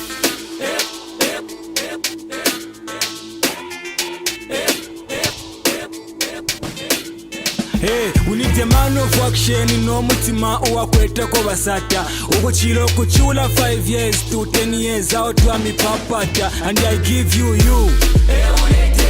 New. PM80. Brand Mundubile. Work fix a fiance fin to abantu balesha baonaula. Tabawa povya wamepa baishire fin fiance muchalo balionaula, and I give you.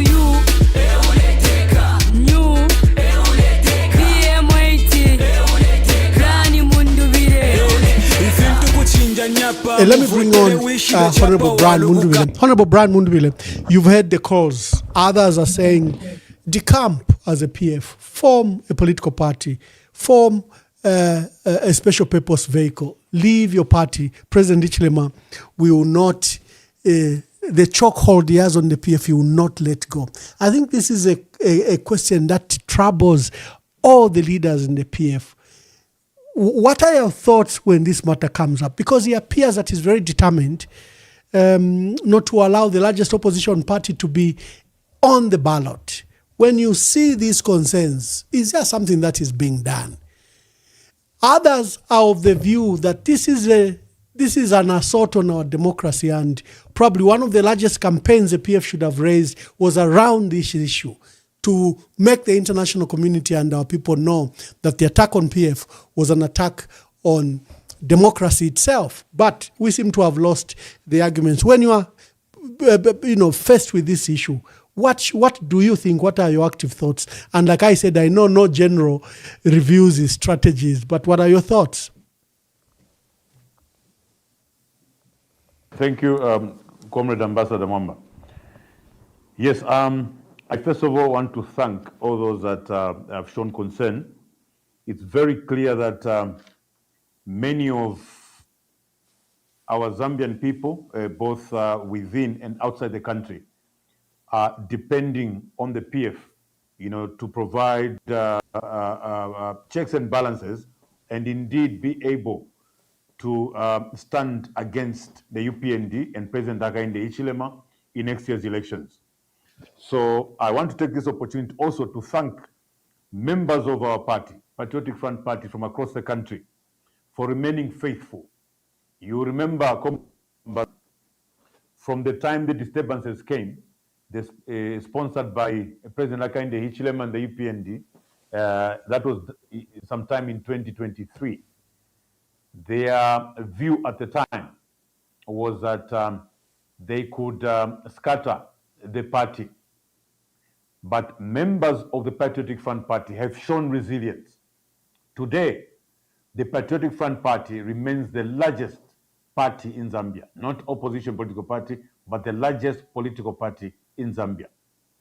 And the membership of the PF has proved to be the most resolute membership of all political parties in Zambia.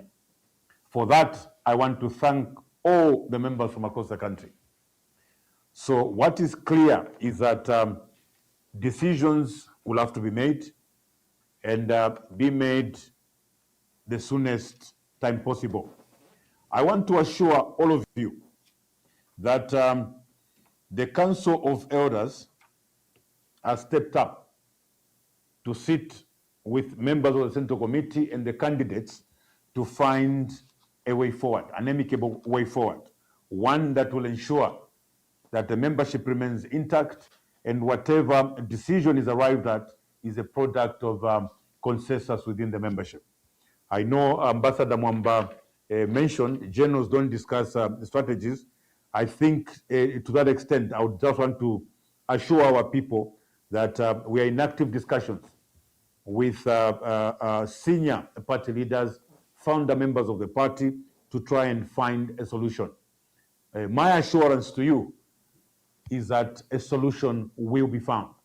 A solution will be found soon, and that solution, the result will be to find a leader who's going to stand against President Hakainde Hichilema in next year's elections.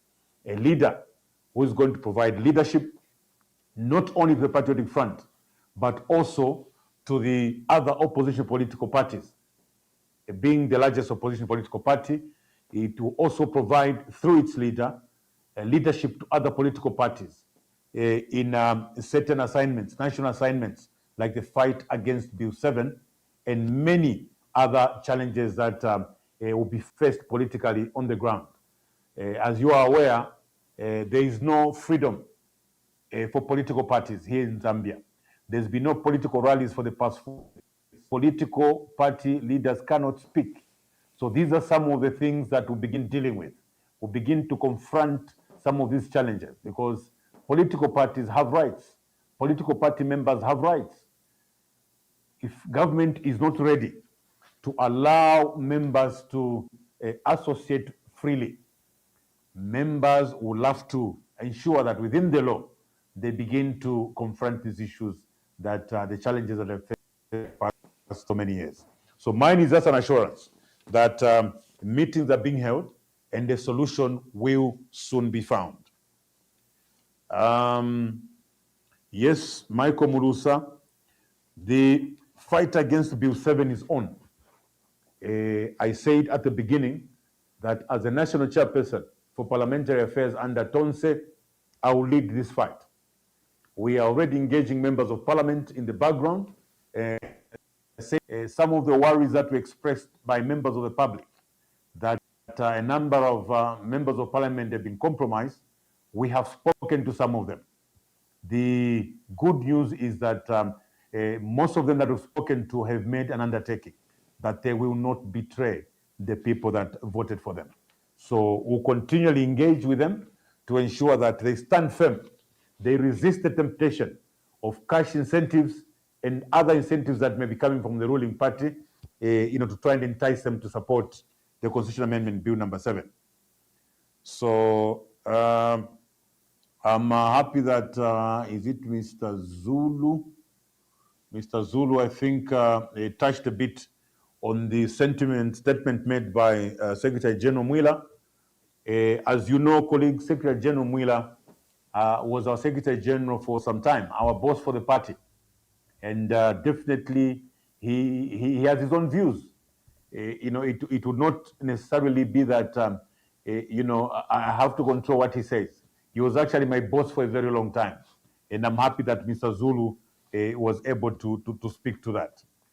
So, Comrade Sencho Banda, yes, Comrade, you are right. The point that I was stressing was that process protects content. And our focus has been on the Comrade Mwamba, I want to see this, why a process is very important. If the process is right, you spend less time on the content, because then the content would have been agreed upon through wide participation.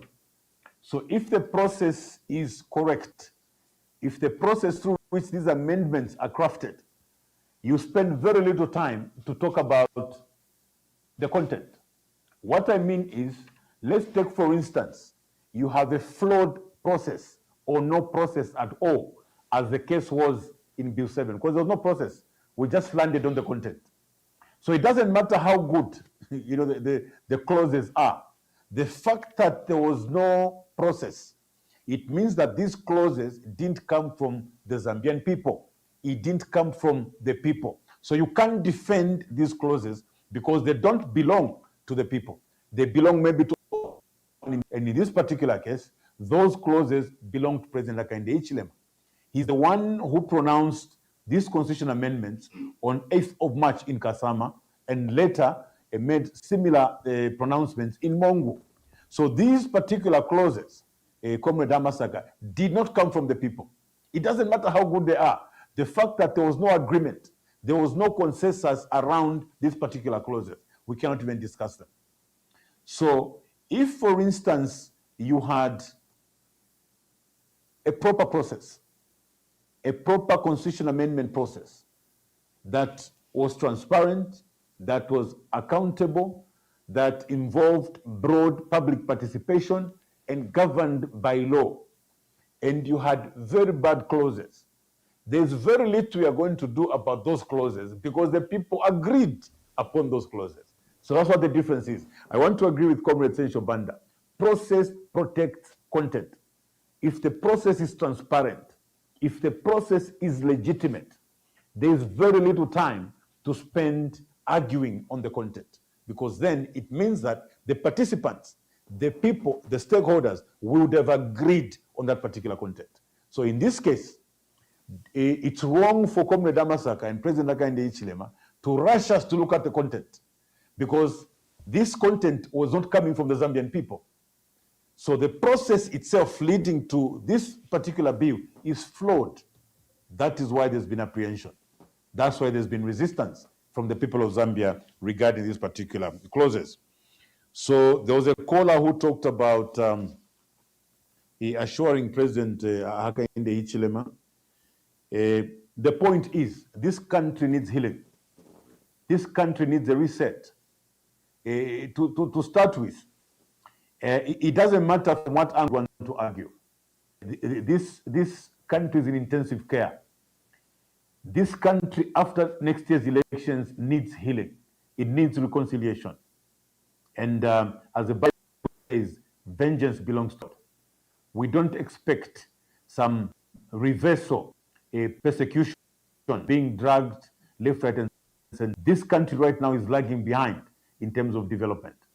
The many youths that are on the street are looking for employment. There is need to refocus and begin to attend to what is urgent. Urgent today is youth unemployment. What is urgent today are conditions of service for the miners who are working in those mines. Maybe the conversation should be around the sectoral, sector minimum wage. What we are picking from the mines, for instance, is that there are a lot of disparities in the salary wages within the mining sector. The mines, for instance, are running away from mainstream mining. They are giving away contracts on subcontracts, so that the subcontractors now are underpaying the miners in these big mining activities. So as opposed to persecuting people, going after, I think the miners on the copper belt and Solwezi in other parts need solutions. They need us as government to move into the copper belt and Solwezi to look at their conditions of service and ensure that we introduce minimum wages for particular sectors, so that a miner, whether he's working for a contractor, working for a mine supplier, or indeed the mine, is guaranteed of a certain minimum wage specific to the sector. So we will spend a lot of time resolving challenges of the people. This is just one example that we're giving. We should be looking at our SMEs. We should go to Kalingalinga, Comrade Emmanuel Mwamba, and look at those welders and carpenters, who are in Mutendere, Kalingalinga, Chipata compound, and say, what can we do for them? And say, well, let's dedicate some money and open mega factories, be able to provide them with equipment and come up with policies that will ensure that government buys the products that these youths are making, thereby creating employment amongst our youths. So there will be no time. The issues I think there will be no time to begin to go after President Hakainde Hichilema and many other people. I think forgiveness is divine. We have to reset and focus on what is priority. The UPND government has spent the past 4 years going after political opponents. It has not paid dividends. So clearly, it's a path one should not take. If you know how not to govern, the UPND's governance is a very good example. What they have taught us not how to govern. So all you have to do is to follow the rule book of the UPND and avoid it. Then definitely you may succeed in whatever that you're doing. Because the past 4 years has been a total waste of time. So I want to assure you that there will be no persecution. President Hakainde Hichilema will have his freedom. He's Zambia. He would have ruled Zambia for 5 years, and he would need to be comfortable somewhere and continue with his life. And also, by that time, he will be a former president. Definitely, the country will need his counsel to assist the country in many areas.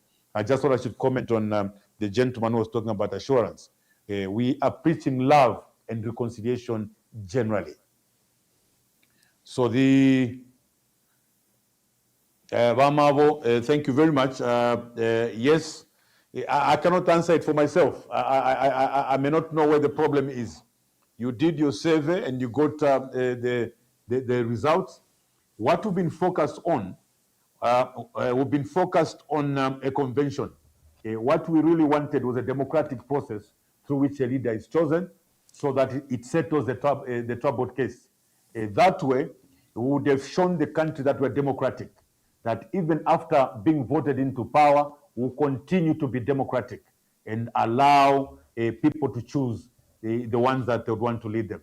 It's unfortunate that there's been this inordinate delay in holding this convention. So I'm hoping, we're all hoping that with the coming in of the Council of Elders, we hope that the convention will be held soon. Thank you very much, Honorable Mundubile, and thank you to all our dear callers and to the many callers that have been calling on one of our open lines. Already have 427 calls. I'm so sorry that we could only take so much. Let me begin to wind down. Honorable Mundubile, I know we've discussed everything. Begin to speak to your last words, and I think words of encouragement to the PF, which appears to be in turmoil, then to the country which feels hopeless, especially on this Bill 7. I've been inundated with calls of people with exasperation. They feel so hopeless. Just speak to that as you begin to give your last remarks.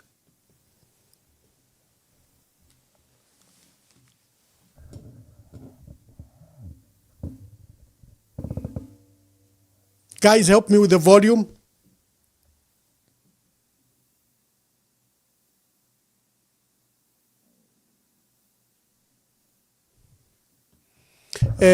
Sorry, Honorable Munduvile. I think they didn't. Opposition. Yeah, I can hear you now.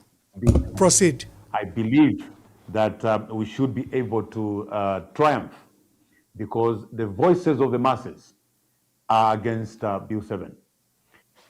On my part, I wish to make an undertaking as the National Chairperson for Parliamentary Affairs under Tonse to take the lead amongst parliamentarians, engage them one-on-one for them to see clause by clause, to be able to see the impact these clauses would have if enacted into law, so that they also take responsibility to save the country. So for members of the party, I know that you are frustrated. Your frustrations come from the fact that 9th of November, you believed you're going to have a leader. You believed you're going to have a convention to elect a leader who would begin to lead this party into a new frontier. I want to say to you that please exercise just a bit of patience like you've always done. Elders have come in to try and help us resolve whatever challenges that we may be facing. Again, like I said, the resolution from the meeting that we had with the Council of Elders was such that we allow for reconciliation and reinstatements of those positions that were taken away from some of our senior leaders before we can go to the convention. It's therefore with a new elephant in the room, these reconciliations will happen speedily so that we focus our attention on resolving challenges under Constitution Amendment Bill number 7. And lastly, we just want to preach loud. I spoke about some of the sentiments that come from President Hakainde Hichilema whenever he's addressing the audience. We want to discourage him from doing that. We want to call upon President HH to project love. He's a father of the nation. He must be able to project love, preach forgiveness, and not play victim each time that he appears before a national television alleging that he's hated. If the Zambian people hated President Hakainde Hichilema, he would not have been given 2.8 million votes, 1 million votes ahead of his closest rival. Certainly, he cannot come 4 years later to claim that those same people hate him. So, Your Excellency the President, please, when you come before national television, our expectations are very high. You must project love. You must preach love and preach forgiveness going forward. So, Comrade Emmanuel Mwamba, those will be my final remarks. My duty will be to thank you, Honorable Munduvile. Today we are hosting Honorable Brian Munduvile, former chairperson for Energy Regulation Board, is former minister in Northern Province, is former chief whip, is currently Mporokoso member of parliament serving a second term, and is one of the leading presidential candidates in the Patriotic Front. Thank you for spending time with us and for tackling and discussing all the issues, especially the alarm call you've raised around Bill 7. God bless you. And to our dear callers, I'm so sorry that we could only take so much because all my phones were inundated. But I think that the calls that we took, which many people of you are actually even many, were representative of all your calls that you wanted to go through. We have a lineup of more leaders lined up. Just tune in. And so from us here, God bless you and God bless our country.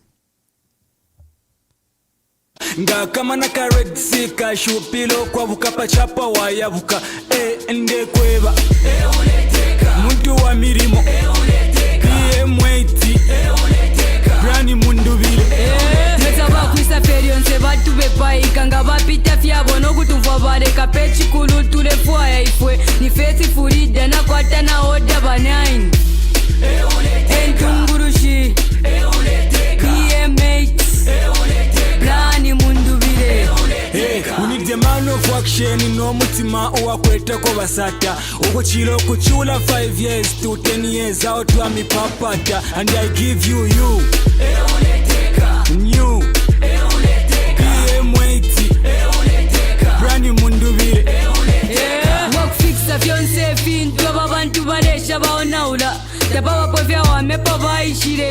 fyonse muchalo balionaula and I give you new PM80 Brani Mundubire uyu muntu abombela abantu nontu kupoke fintu fyabantu amajela boys barifulwa amaminlos dibiri but kulya kantu enalepa mona akabombela po PM80 Brani Mundubire amaritari sibalemi mona bashima famu balemi mona bana kuluko kakeni chitenge beniko na banenu apo pa chitente niloya na vision PM8 Brani Mundubire we need the man of action no mutima owakwetako basata okuchilo kuchula 5 years to 10 years out wa mipapata and I give you new PM80 Brani Mundubire wakufikisa fyonse fintu ababantu balesha baonaula tabawapo vyawamepo baishire fintu fyonse muchalo balionaula and I give you new PM80 Brani Mundubire kwenyu ndemwe chabe mabanja onanjala mkomo ndalama zonse mutumbalano masukwa kuchuluka pa mutupatu. Time is up kwenyu not enough. Time is up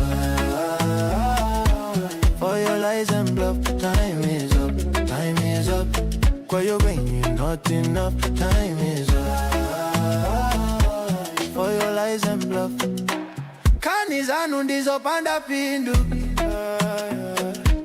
anakulira miseu mwatu tikufuna chilengedwe cha tsopano osati mapocket anu opindika ndalama. Listen to the cries, they're louder than your lies. You can't silence the truth. It's time for the youth. Time is up kwenyu is not enough. Time is up for your lies and bluff. Time is up kwenyu is not enough. Time is up for your lies and bluff. We rise, we stand, we fight together for the children, for a better forever. When you kuna tapano, we take the rain. Tikonza jiko.